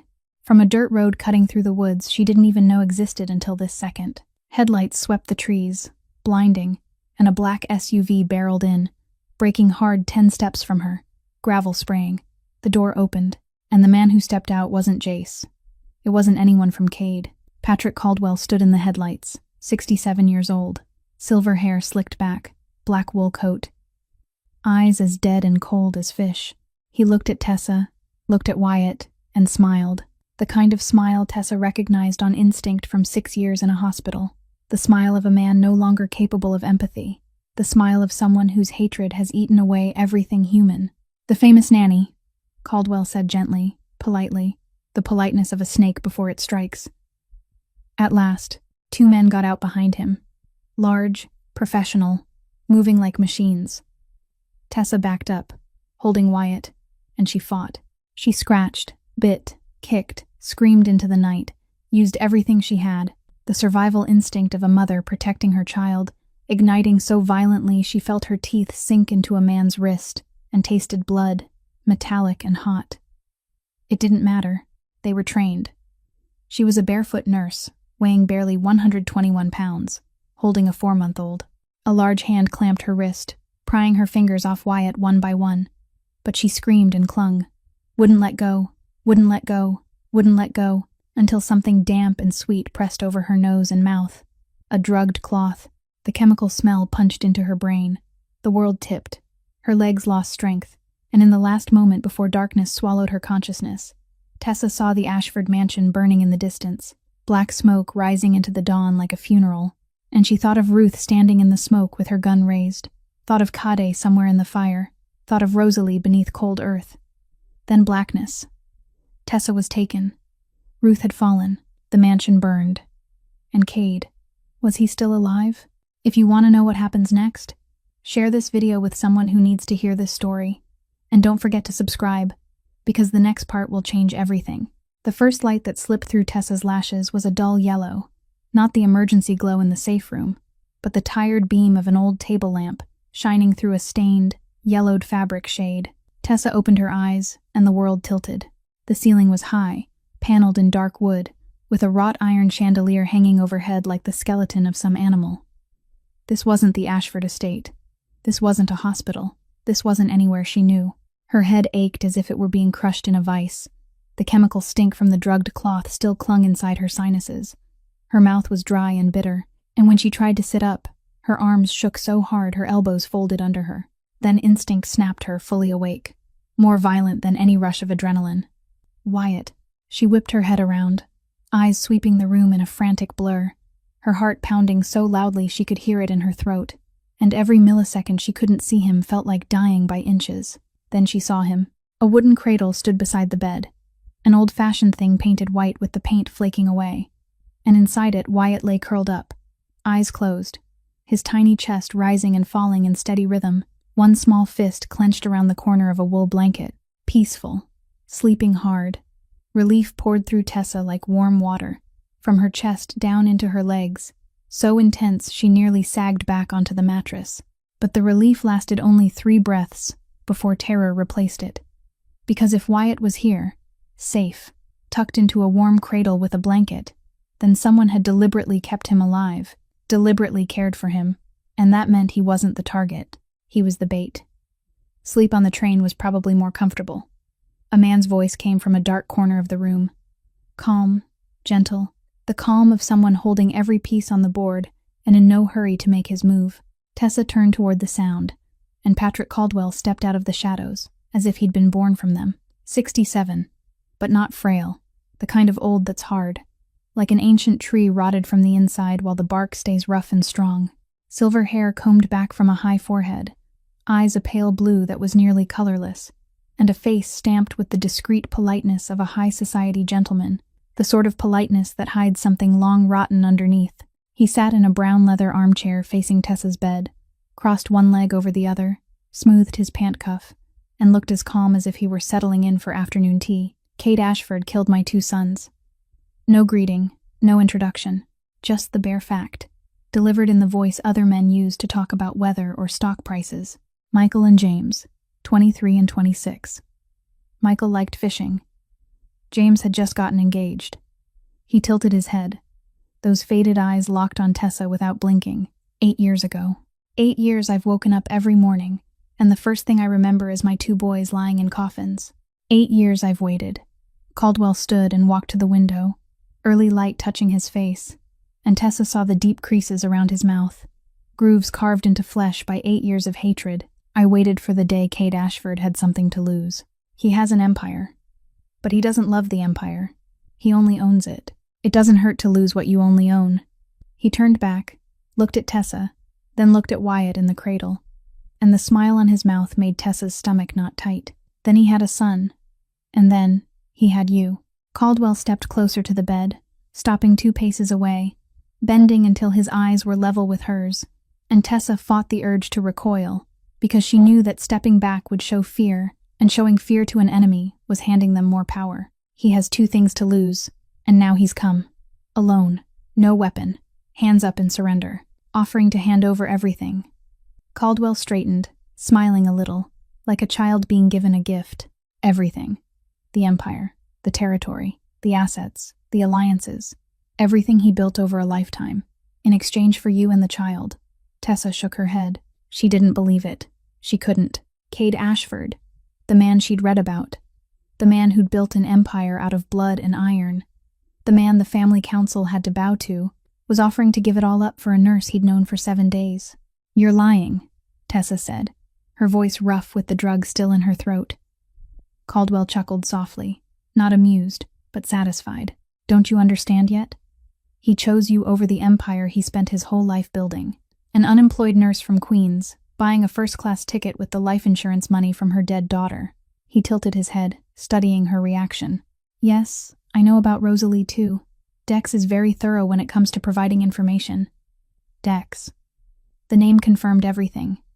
But Tessa didn't let it show. 6 years in the NICU had trained her to stay calm, while the inside of her was collapsing, to keep her hands steady when her heart wanted to explode, to keep her face flat when the monitor screamed alarms. And while Caldwell talked, while he savored the power of holding every card, Tessa watched. A nurse's instinct never turns off. It runs on its own, without permission, like a program in the background of her mind, and it was registering everything. Caldwell's skin was gray. Not gray from cold, but gray from lack of oxygen. The kind of gray she'd seen on the faces of countless heart patients. His breathing was heavy, and every long sentence forced him to pause for air. His chest rose and fell more than it should. His hand trembled, only slightly, the kind of tremor most people would miss, but a NICU nurse doesn't miss any tremor, and it was worse in his right hand than his left, especially when he lifted it. And on the wooden table beside the window, when Caldwell turned his back to move toward the armchair again, Tessa saw it. A small pill bottle with a white cap beside a glass of water. Caldwell sat down, and in the 3 seconds he wasn't looking at her, Tessa read the label with eyes that had read medication labels in dim NICU light at 3 o'clock in the morning. Nitroglycerin, angina, heart failure, coronary arteries that couldn't feed the heart muscle enough blood. He was 67, gray-skinned, breathing hard, hands trembling, and he kept nitroglycerin within reach. Patrick Caldwell's heart was dying, and he knew it, and Tessa knew it, but only one of them knew that the other one knew. She didn't change her expression. She didn't glance back at the bottle. She didn't give him any sign that she'd just read something important. She simply stored it, carved it into memory with the same precision she once used to remember dosages, vital signs, allergies, for every patient. Nitroglycerin, weak heart, intense agitation is dangerous. Sudden stress can trigger coronary spasm. Knowing an enemy's weakness is a weapon. And Tessa Holloway, a barefoot nurse with no gun and no knife, had just found her weapon. Caldwell rose from the leather armchair, adjusted the collar of his black wool coat with the unhurried precision of a man who had all the time in the world, and walked to the door. He paused on the threshold and looked back one last time, his pale eyes sliding over Tessa and then to Wyatt in the cradle, and the smile on his mouth carried something close to the purest pleasure Tessa had ever seen on a human face. "Rest, Miss Holloway. I need to prepare a little for the performance, Mr. Ashford is waiting very patiently downstairs, and I want everything perfect when we meet again," he said. Performance, the way other men spoke about a dinner party or an opera, soft and eager, as if this were a social event and not something that would end in blood. The door shut, a lock turned, footsteps receded down the hall. Then silence, and in that silence, Tessa Holloway was finally alone, truly alone, for the first time since the explosion tore the morning apart, and her body reacted before her mind allowed it. She shook. The tremor started in her hands and crawled up her arms, from her arms into her shoulders, and then spread through her whole body, the kind of shaking she recognized from night shifts at the hospital when the adrenaline drained out, and the body finally admitted the fear it had forced itself to swallow in order to function. Her knees buckled. She sat on the edge of the bed, covered her face with both hands, and in the darkness behind her palms everything crashed in at once. Ruth standing in the smoke with her gun lifted high. 4 shots. Silence. The estate burning. The smell of the drugged cloth. Caldwell's calm voice talking about 2 dead sons, Cade somewhere inside this building. Alone. Hands raised in surrender, willing to hand over everything for her. And Dex, the snake in the grass, the one who'd opened the gate for wolves to enter the herd. It spun inside her head like a storm, and she wanted to scream, to smash her fists into the wall, to curl on the floor and cry until there were no tears left. Then Wyatt cried. A small, thin sound, the soft complaint of a baby waking hungry. Not a scream, but a demand. The kind of demand that trusted someone would answer. And that sound pulled Tessa back from the edge. She wiped her eyes with the back of her hand, stood up, crossed to the cradle, and lifted Wyatt into her arms. He turned his face to her chest immediately, mouth opening as if guided by ancient memory. And that reflex, the oldest reflex of the human body, a child searching for his mother to feed, dragged her back to the strongest part of herself. She sat on the edge of the bed, unfastened a button, and Wyatt latched on. Her hand still trembled so badly she had to use her other hand to support Wyatt's head, instead of letting him rest in the crook of her arm the way she usually did. But the movement stayed correct, the hold stayed right, the angle stayed perfect, so his airway stayed clear, because the nurse's instinct never betrayed her. 6 years in the NICU had carved these motions into her spine, into the part of her brain that didn't need conscious control, and even while her mind was chaos, even while her heart was breaking, her hands still knew exactly what to do to keep a baby safe.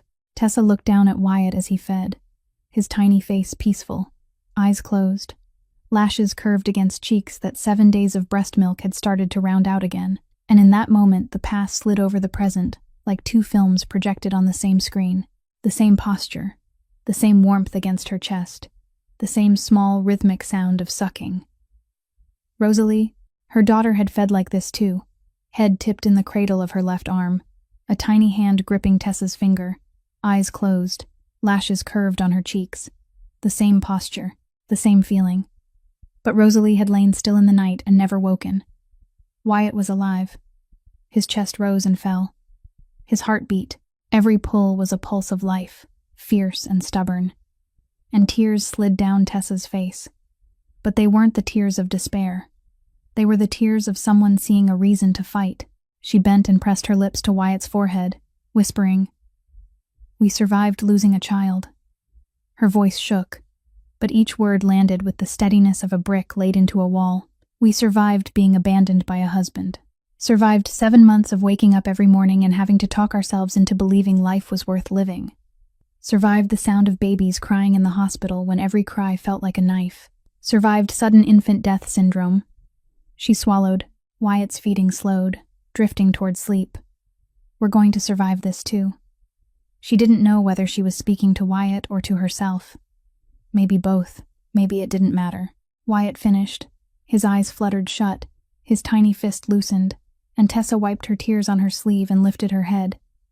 She looked around the room, not with the eyes of a victim searching for somewhere to hide, but with the eyes of a nurse assessing a situation. A tall window with iron bars, no way out. A heavy wooden door, locked from the outside. A camera in the ceiling corner blinking red. Someone watching. No physical escape, but she had something else. She had information. Nitroglycerin. Gray skin. Heavy breathing. A tremor in the hand. A 67-year-old man with a heart that was slowly dying.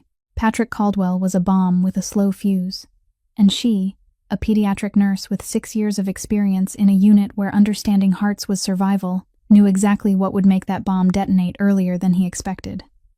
Sudden stress, sharp agitation, an adrenaline spike that could trigger coronary spasm. And she had something Caldwell wouldn't expect, wouldn't account for in any 8-year plan. Because he looked at her and saw a nursemaid, saw prey, saw a piece on the board that couldn't move on its own. He didn't see a pediatric nurse with 6 years of training. He didn't see a woman who'd survived losing her child, losing her husband, losing everything, and still stood back up. He didn't see an enemy. Wyatt slept deeply. Tessa laid him back in the cradle, gently enough that not a single hair on his head shifted. She pulled the wool blanket up to his chest, placed her palm over his small rib cage, and felt the steady rhythm beneath, strong, stubborn, the heartbeat of a child still living in spite of everything. Then she straightened, wiped her face, smoothed her hair back, pulled her shirt into place. She looked up at the ceiling corner camera, and though she knew someone was watching, she didn't drop her gaze. She stared straight into the lens, and if Caldwell was watching, he would see a woman who was calm. Calm in a way that was frightening, calm like a nurse in an emergency room when the monitor was screaming and the doctor wasn't there yet. Calm not because fear was gone, but because a choice had already been made.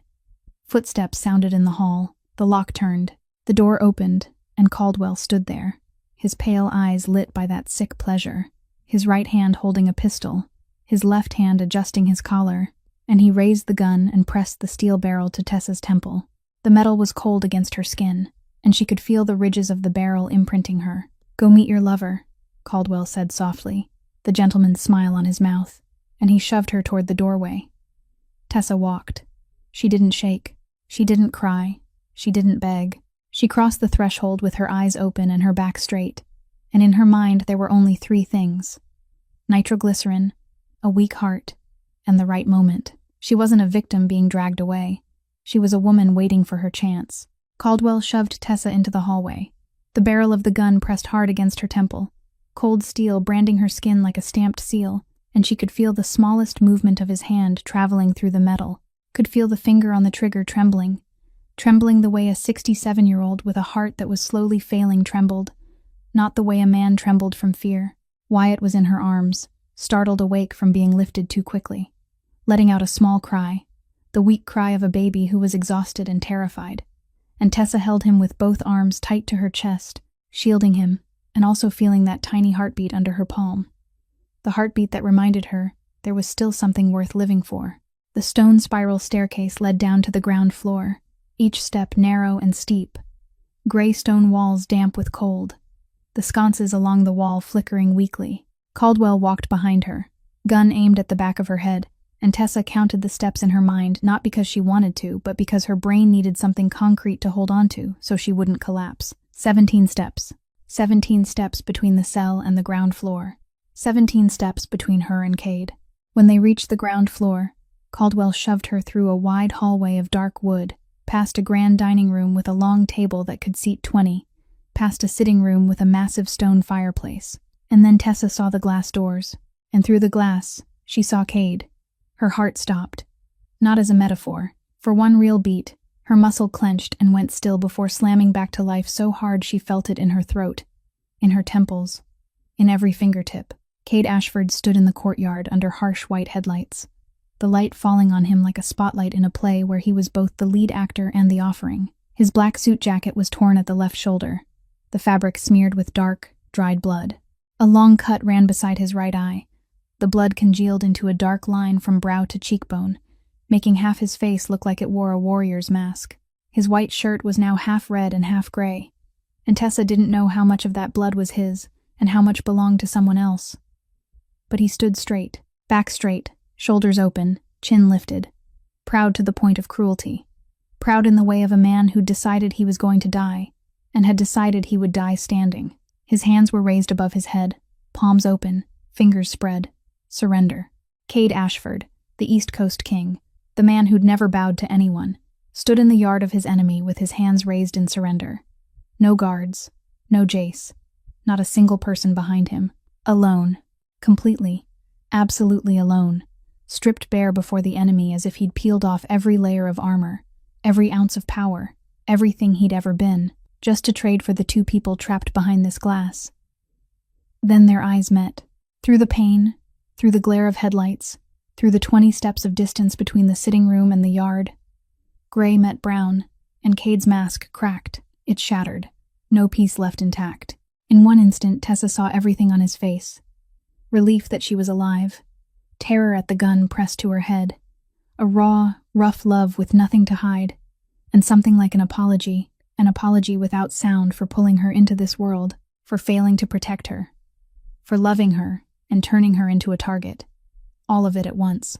All of it written across a face smeared with dried blood and cuts. Brutal, aching, and more real than any expression she'd ever seen on anyone. Caldwell opened the glass door with his left hand, his right still keeping the gun tight to Tessa's temple, and shoved her out onto the porch. Night wind slapped her face, carrying the smell of dew-soaked grass and gasoline from the black SUV parked nearby, and the headlights hit her eyes so harshly she had to squint. Caldwell shouted into the yard, his voice cutting through the still night, each word clear, each word savored. Your empire, Ashford. All of it. Territory, assets, alliances, warehouses, everything you've built over 3 decades. Sign it all over. Hand it all over. Trade it for her and the child. Cade didn't blink, didn't swallow, didn't need half a second to think. Done. One word. Flat. Certain. Not a ripple in it.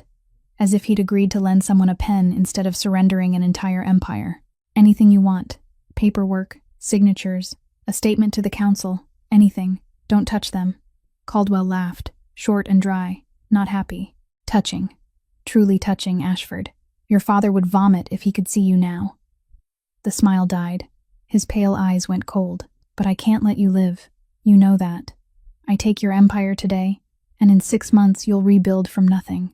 You're that kind of man. The kind who doesn't know any way to exist except to build and destroy. Caldwell tightened his grip on Tessa and yanked her closer, the barrel pressing harder into her temple until she felt her skull ache. You have to die, Ashford. But before you die, I want you to watch. I waited 8 years for this moment.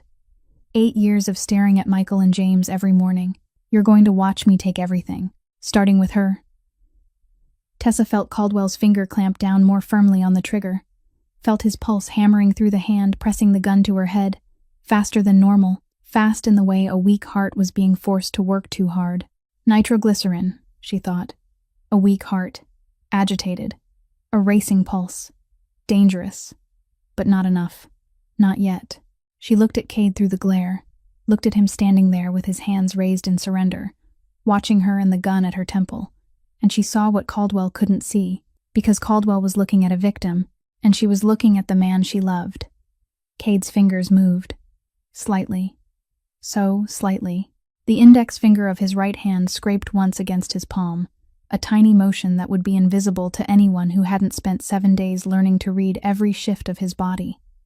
But Tessa read it, because she'd watched those hands take Wyatt from her every day, had felt those hands lift her face in the nursery, had held those hands in the dark when he confessed about Paige. She knew exactly how each finger moved. And this was not surrender. This was a signal. Cade hadn't come unarmed. He never came unarmed. He came alone, but not unprepared. And somewhere on his body, somewhere the headlights didn't reach, something was waiting for the right moment, and that moment needed 1 second. 1 second of Caldwell losing focus. 1 second with the barrel off her temple. 1 second would be enough. Tessa looked at Cade, and in her eyes she sent the message without words. I understand. I'm ready. Give me the sign. Everything happened in 3 heartbeats. The first beat, Tessa looked at Caldwell. Really looked, with the eyes of a nurse that 6 years in the NICU had honed into a scalpel. His face was turning a deep purplish red, not red with anger, but red with blood pooling when the heart couldn't pump on the right rhythm, the kind of color she'd seen on the faces of dozens of heart failure patients right before the monitor started screaming alarms. The hand holding the gun was visibly shaking now, no longer the faint tremor from the upstairs room, but a pulsing shake, the trigger finger twitching. The pulse at his neck was fast and irregular, and Tessa could count it with her eyes, faster than 120 beats per minute, the rhythm of a heart overloaded, a heart silently begging for the nitroglycerin he'd left behind on the wooden table in the room upstairs. Caldwell was standing on the edge and he didn't know it, but Tessa did. The second beat. She drew 1 deep breath, clutched Wyatt tight to her chest with her left arm, pressed him to her so hard she could feel every tiny breath against her ribs, and she screamed. Not a desperate wail, not a cry for help. This was a scream designed, calculated, fired straight into Caldwell's right ear from a distance of 10 centimeters, with the full force of a woman's lungs, a woman who'd spent 7 months swallowing her tears, and now released all of it as a single sound, tearing the air, slicing the eardrum, stabbing straight into the sympathetic nervous system of a 67-year-old man with a heart that was already dying. Caldwell flinched, the slower flinch of an older man, half a beat behind a younger one, and that half beat was everything. His body recoiled, shoulders jerking, head tilting, and most importantly, his grip loosened. Not fully, just enough. The barrel lifted off Tessa's temple by 1 centimeter, then 2, then 3. 1 second. The third beat. Tessa snapped her head back. Not the random thrash of a panicked victim, but a strike with a target, the back of her skull slamming straight into Caldwell's face, into his nose, and she heard the crack of cartilage, felt something hot and wet spray into her hair. And pain, blinding pain, exploded from the back of her head through her skull, but she didn't stop. She whipped around and sank her teeth into the hand holding the gun, her teeth driving deep into the webbing, into the soft flesh between thumb and forefinger, biting with the instinct of a mother beast, protecting her young, biting until the metallic taste of blood flooded her mouth, and Caldwell screamed. At the same time, out in the yard, Cade moved. His raised hands dropped in the exact moment Tessa's scream ripped the night, his right hand diving to his left ankle where the holster hit a folding blade that no one had checked for, because Caldwell was too arrogant to believe a surrendered man would still carry a weapon, and Cade didn't pull a knife. Cade pulled a small pistol, small enough to sit snug inside that ankle holster, and he crossed the yard with a speed Tessa didn't think a human body could reach, not running but gliding, fast as darkness spilling across the ground at sunset. Fast as death because he was death, and that was what Caldwell forgot, and the East Coast remembered. Caldwell's gun fired. The blast cracked beside Tessa's head, the shockwave pounding her ear until the world became a thin, high ringing. But the barrel had shifted, the bullet slicing past her shoulder and punching through the glass door behind her, the glass exploding into 1,000 bright shards that rained onto the stone floor like diamonds. Then the doors blew open. Not one door. Every door, front, back, side, and Cade's men flooded in from every direction, dressed in black, masked, rifles raised, And Tessa understood. They'd been here from the start, hidden in the shadows around Caldwell's house, waiting, silent as a pack of wolves closing in on prey. Cade never came unprepared. Cade never came alone. He came looking alone, looking surrendered, looking like the victim, because that was what Caldwell wanted to see, and Cade gave him exactly what he wanted until the moment he didn't need to perform anymore. Caldwell went down, not from being shot, not from being beaten, but because his heart finally quit.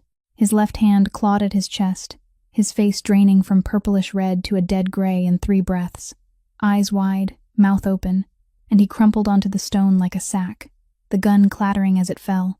Cade reached him before Caldwell could fully hit the ground. He slammed the old man flat, drove his knee into Caldwell's chest, pressed the pistol dead center at Caldwell's forehead, and his face in that moment had nothing human left. No father who sang lullabies, no man who kissed her like breath. This was the monster in full form, eyes black and bottomless, neck tendons standing out, jaw locked, and when he roared it sounded like an animal that had been stabbed in its own wound. "You touched what's mine." His finger tightened on the trigger.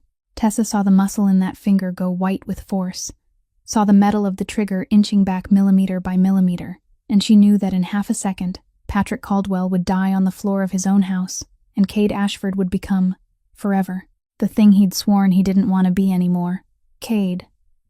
Tessa's voice didn't shout, didn't scream, didn't beg. It cut through the chaos, through boots, through distant gunfire, with the kind of strength only absolute calm could carry, and his name on her lips sounded like prayer. "Don't." Cade looked at her, and Tessa watched the battle tear across his face, watched darkness wrestle light, the monster snarling for blood and the father struggling to remember who he was trying to become. "He tried to kill you," Cade choked, shaking, the voice of a man using the last strands of his will not to pull the trigger. "He tried to kill my son. But if you kill him like this..." Tessa stepped closer, Wyatt silent against her chest as if the baby was listening too. "You become what you told me you don't want to be anymore. You said you want to be worthy of Paige, worthy of Wyatt." She stopped. Tears ran down her face, but her voice didn't tremble. "Prove it." Silence. Cade's finger was still on the trigger. His eyes were still black. Caldwell wheezed beneath Cade's knee, clutching his chest, face ashen. "Say it, Tessa," Cade whispered, and his voice broke completely, the way a drowning man breaks when he needs one word to hold on to. "Say what you haven't said." "I love you." Tears slid down Tessa's cheeks, but her eyes never left his. "I love you, Cade Ashford. I love how you fight for your son every day. I love the man who taught me your mother's lullaby at 3 a.m. I love the man who made me coffee without asking. I love you despite the darkness, despite the headlines, despite everything." Cade lowered the gun. Slowly. So slowly. Millimeter by millimeter. The barrel moved away from Caldwell's forehead. His finger eased off the trigger, and his arm dropped to his side as if it carried the weight of the entire empire he'd just given up. He chose. Between vengeance and love, between monster and father, between darkness and light, he chose. "Take him," Cade said, low, exhausted, but steady. "Hand him to the council." Cade let the gun go. The metal hit the stone floor with a sharp clink that rang inside the unnatural quiet after the storm, and that sound marked the end of something bigger than a fight. Then he turned to Tessa, crossed to her in 2 long strides, and pulled her into his arms. Her and Wyatt, both at once. His arms wrapped around them amid the wreckage of Caldwell's living room, shattered glass glittering at their feet, gun smoke hanging in the air, dried blood on his torn vest staining her thin nightgown, and he held them so tight Tessa felt her ribs press into his chest, felt his heart hammering beneath ripped fabric, fast and hard. The heart of a man who'd just seen the woman he loved with a gun to her temple, and hadn't known if he'd get there in time. "I thought I'd lost you."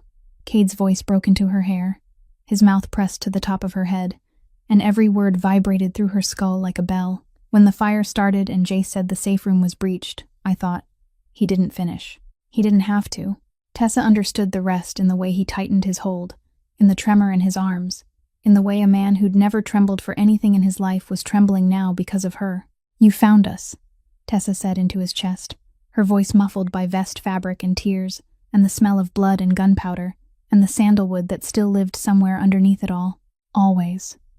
Wyatt lay between them. Warm, safe, tiny, between two adult bodies clinging to each other like letting go would mean death. And the baby had stopped crying, eyes wide as he looked up at the faces above him, calm in the way only an infant could be, not understanding that the world had almost ended, only knowing he was being held. Heavy footsteps crossed the stone. Jace Rawlings stepped in, white bandage wrapped around his head and stained with blood, his face pale but his eyes bright with the brightness of someone who'd just won a battle. And behind him, 2 guards dragged a man forward between them, Dex Ashford, no longer in a pristine gray vest. His shirt was torn, his hair was a mess, one eye swollen purple, and the smile, that smile that never reached his eyes, the one Tessa had recognized from the first day, was finally gone, replaced by something brazen and bitter. "Caught him at the back gate," Jace said flatly, looking at Cade. "He was trying to get to a car. His phone has messages with Caldwell's people from 3 months ago. Coordinates for the Port Warehouse, the Manhattan restaurant, the Boston office, the safe room code, Miss Holloway's feeding schedule down to the hour. 3 months. Tessa felt her stomach tighten. Dex hadn't betrayed them out of panic, or because he'd been forced. He'd planned it for 3 months, patiently watching, taking notes, while eating at the same table as Cade, while walking the halls and smiling at Ruth, while standing in the nursery doorway and looking at her as she fed Wyatt. 3 months wearing the mask of family while sharpening a knife behind his back. Cade loosened his hold on Tessa and Wyatt, gently, placed the baby back in her arms, then turned to face Dex. The guards shoved Dex to his knees, but Dex didn't bow his head. His pale blue eyes lifted to Cade's, and there was no remorse in them, no shame, only contempt, the kind that had fermented in darkness for years. "You chose her over the family," Dex said, his voice disturbingly calm despite kneeling there with a bruised eye. "A nanny. An unemployed nurse from Queens you've known for 7 days. You handed over the entire empire, all the territory, 3 generations of Ashford honor, for a woman who breastfeeds your son." He tilted his head, eyes narrowing. "You're weak, Cade. Your father would be ashamed." Cade looked at his cousin, and Tessa waited for fury, waited for the monster to return, waited for violence to flare the way it had when he'd pinned Caldwell to the floor. But nothing came. Cade's face stayed flat, not angry, not contemptuous, not wounded, only carrying the deep exhaustion of a man who'd finally seen what he'd refused to see for too long. "Maybe I am," Cade said, low and even. "Maybe I'm weak. Maybe my father would be ashamed. Maybe the whole underworld will laugh." He leaned down, gray eyes locking on Dex's pale ones, and he spoke slowly, clearly, each word cut into the air. "But I deserve to be loved, and that's what you'll never understand, Dex. You think power is everything. You think an empire is everything. And you betrayed your family because you've never had a family. You only have ambition." Cade straightened, turned his back on Dex, didn't even look at him again. "Hand him to the council." The guards hauled Dex up. He didn't scream, didn't curse, didn't beg, only went silent as they dragged him through the broken doorway into the dark. And that silence was more frightening than any words. Jace stayed behind, and Tessa saw the change on his face. The victorious brightness was gone. His eyes had darkened, his jaw locked. And he looked at Cade with something Tessa recognized as pain, the kind a soldier carried back from war alongside a list of the ones who didn't return. "Boss." Jace swallowed. "Ruth." Cade froze, his whole body locked, from shoulders to spine to legs, as if someone had drained all the blood from him and replaced it with cement. "She took down 4 before they got through the safe room door," Jace said, voice thick even as he tried to keep it flat. 4 men, alone. 64 years old with a handgun and 4 rounds, and she didn't miss once. The 5th shot was theirs. He paused. She didn't make it. She died in the safe room. Right beside the hatch the Holloway girl crawled through. She held that escape route until the last second. Silence. Not the absence of sound, but something too full. So full the air had no room left for noise. Cade collapsed. Not slowly. He dropped like a building with its foundation pulled out, his knees hitting first, then his back folding, then his hands bracing on the floor, and a sob tore out of his chest. Not the quiet tears he'd hidden when he talked about Paige, not the wet eyes he'd controlled in the nursery, but something raw and animal, something ripped from the deepest place in him where he'd stored pain for 36 years, since his mother died and Ruth Calloway became the only one left who could sing him to sleep. She sang to me when my mother died." Cade choked between sobs, his face lowered to the stone, tears falling onto broken glass. "She was the only one who ever called me son and meant it. Not because of blood, not because of duty, because she chose me." Tessa passed Wyatt into Jace's arms, and Jace took the baby without a word. The instinct of a man who'd been close enough to this family long enough to know when to step in and when to step back. Then Tessa sank to her knees beside Cade, kneeling on cold stone amid shattered glass and dried blood, and she held him. She drew his head into her chest, smoothed his hair, and let him cry. For the first time in everything between them, she was the anchor, and he was the one who needed holding. For the first time, the roles reversed, and Tessa understood this too, was what love demanded. Not only being protected, but protecting. Not only being carried, but carrying. "Ruth died because of me," Tessa whispered into his hair, her voice breaking. "If I hadn't come to that house, if I hadn't signed that contract, she'd still be alive." Cade lifted his head and took her face in both hands, eyes red and flooded, but steady, looking straight through the guilt she was trying to carry. "Ruth chose to protect you. Chose, Tessa, with her own will. The way she chose this family 38 years ago. The way she told you that night, family is the people you choose." He brushed her tears away with a rough thumb still smeared with blood. "Don't you ever take the meaning out of her last choice. She didn't die because of you. She died for love. And that's how she wanted to go." The next morning, Tessa woke up in the hotel room Jace had booked for them in Manhattan after they left the Caldwell estate at midnight. And the first thing she heard was Cade's voice in the adjoining room. On the phone, nonstop, one call after another, his low tone steady but each conversation carrying a different edge. The first call was cold and decisive, the voice of a boss giving final orders. The second was softer, the kind of voice he used with someone he trusted. The third was the longest, the one with the most silence, the kind of call you make to someone you owe an explanation to. Tessa didn't try to listen, but fragments slipped through the half-open door. Full authority. "The Northern Territory goes to Marcus. The West Coast Alliance holds the same terms.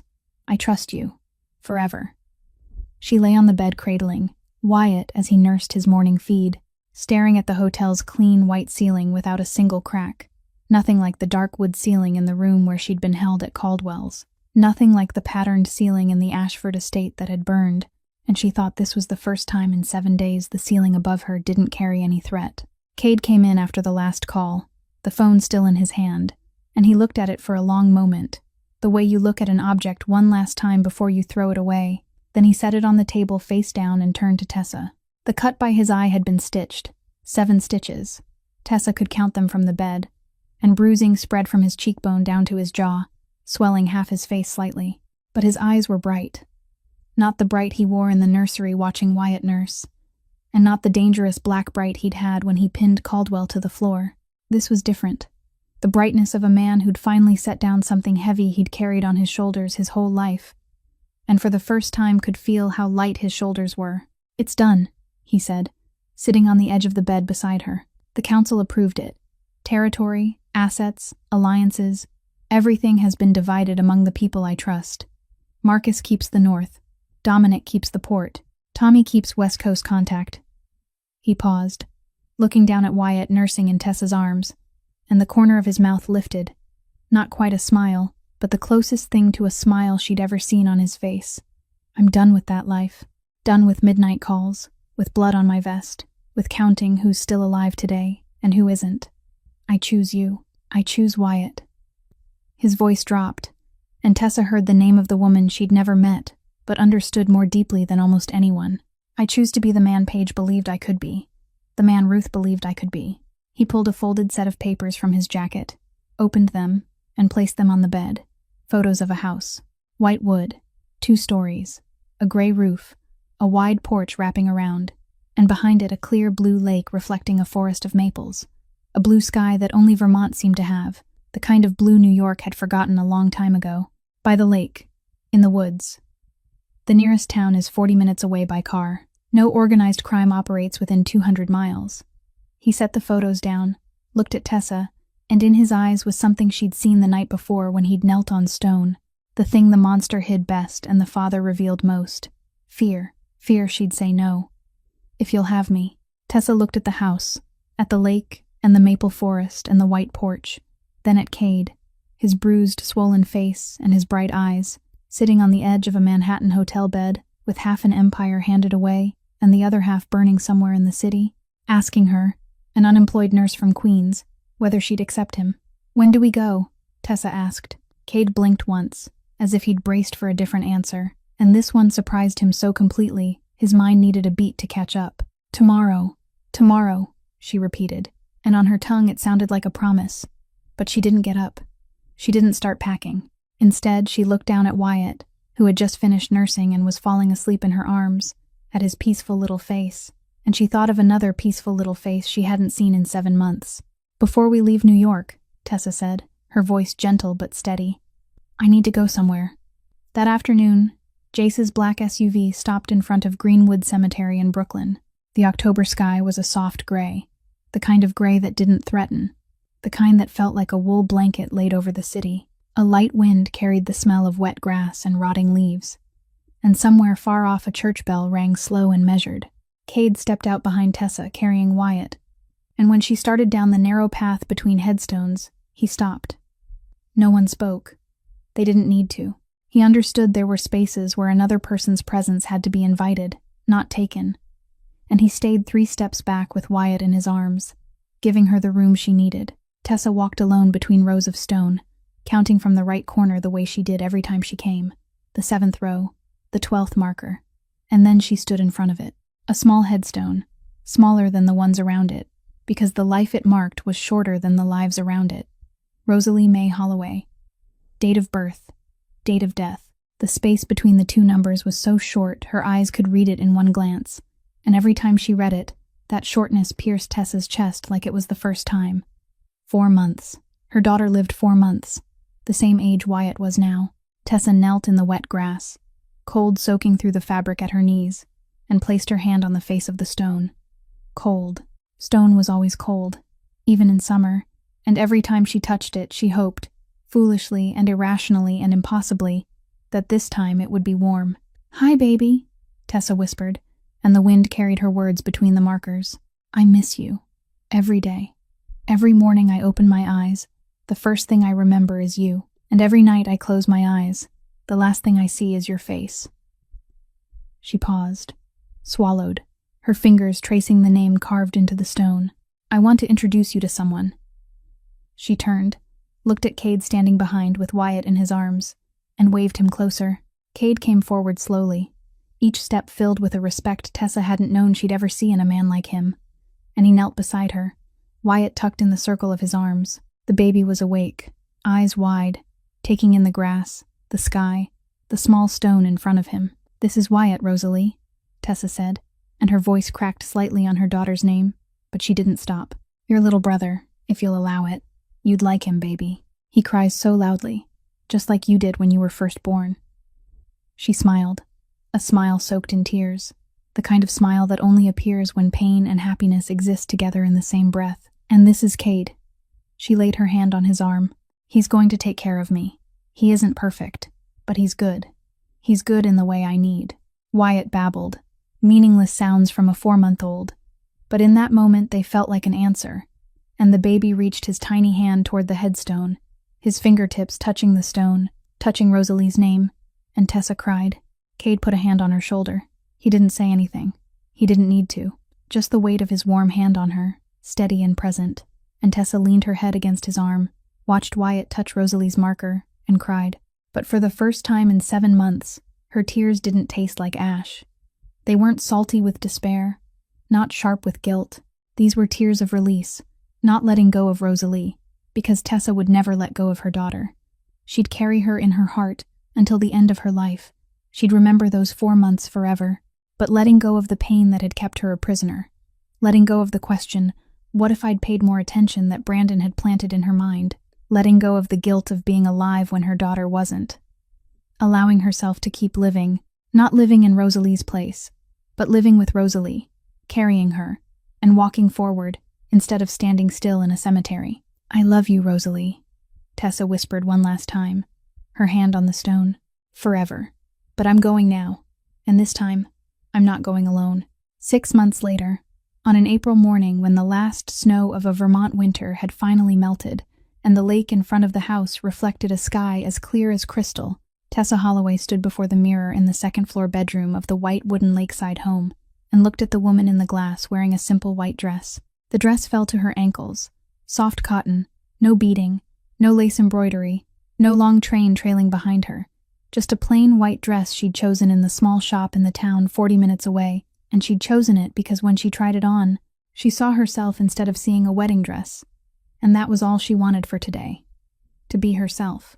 Her hair was loose and natural, not pinned up, not curled, just a small sprig of white wildflowers that Cade had picked from the garden that morning and left on her pillow before she woke.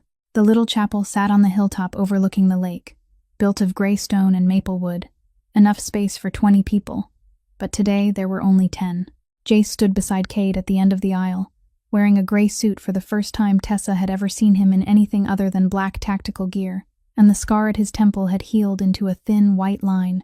Wyatt, 10 months old, strong and healthy, chubby cheeks, bright gray eyes like his father's, was sitting in the arms of her wedding planner, babbling happily with one hand clutching a sock he'd somehow managed to pull off his own foot.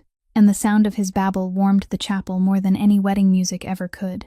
Cade stood at the end of the aisle, and when Tessa stepped inside, he looked at her, and everything he'd ever been, boss, monster, killer, single father, shattered man, all of it dissolved, leaving only those gray eyes watching her walk toward him, step by step in the April light pouring through the chapel windows.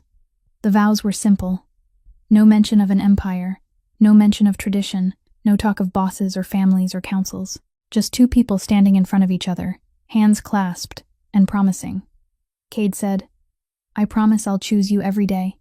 Not out of duty, not out of a contract, but because every morning I open my eyes and see you, I remember why I want to live." Tessa said, "I promise I'll stay. Not for 7 days. Not because of Wyatt, but because I choose you, Cade Ashford. I choose you with the darkness, with the scars, with everything, and I'll choose you again every day." The rings were simple, white gold, thin, no diamonds, no decoration, but inside each one was a small inscription that Tessa had to bring close to her eyes to read. "Family is who you choose." Ruth's last words, the words she'd spoken to Tessa in the safe room before she raised her gun, the words she'd spent her whole life proving and died protecting. Tessa looked at the inscription inside the ring before Cade slid it onto her finger, and she whispered without sound, "Thank you, Ruth." The wedding reception was at home, literally, on the white wooden porch, wrapped in warm yellow string lights Cade had hung the afternoon before. A small table covered in a white cloth, wildflowers in glass jars, wine and cake made by the town bakery. Everything so simple that anyone looking in would think this was the wedding of an ordinary couple in a small town, and no one would ever guess the groom had once been the most powerful kingpin and the bride had once been kidnapped by her husband's sworn enemy. Cade pulled Tessa onto the porch beneath the string lights and the Vermont stars, and they danced. There was no music, only crickets, the lake's gentle waves, the wind moving through the maple forest, and Cade's hand at her waist, while Tessa rested her head against his chest, and they moved slowly across the porch boards, to the music nature played just for them.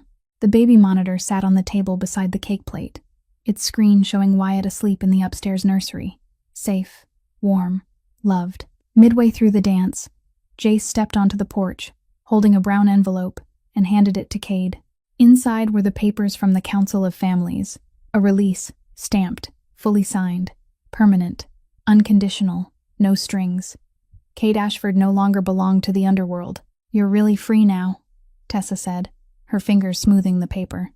Cade nodded, his eyes glinting under the string lights, and Tessa smiled, the kind of smile she'd been hiding all week, the kind that carried a secret. Then she took his hand and placed it on her belly. "And sooner than you think, our family's going to be bigger. Another baby for Wyatt." Cade went still. 1 beat. 2. Then he lifted her off the porch boards, spun her beneath the lights and the stars, and laughed. Tessa had never heard Cade laugh. Not in the 7 days at the estate. Not in the 6 months in Vermont. He'd smiled. He'd let the corner of his mouth lift. He'd let his eyes brighten, but he'd never laughed out loud.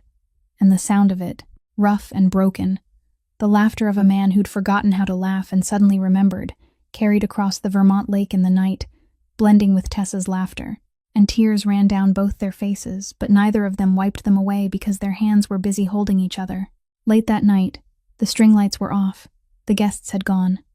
The white wooden house was quiet in the chorus of crickets and the soft lap of water. And then through the monitor came Wyatt's cry. They both went into the nursery at the same time. No discussion. No asking who would go.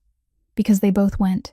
Because that was how they did everything now. Wyatt stood in the crib with both hands gripping the wooden rail, his face lighting up when he saw them in the doorway, and he opened his mouth, and the first word he ever said filled the nursery at midnight.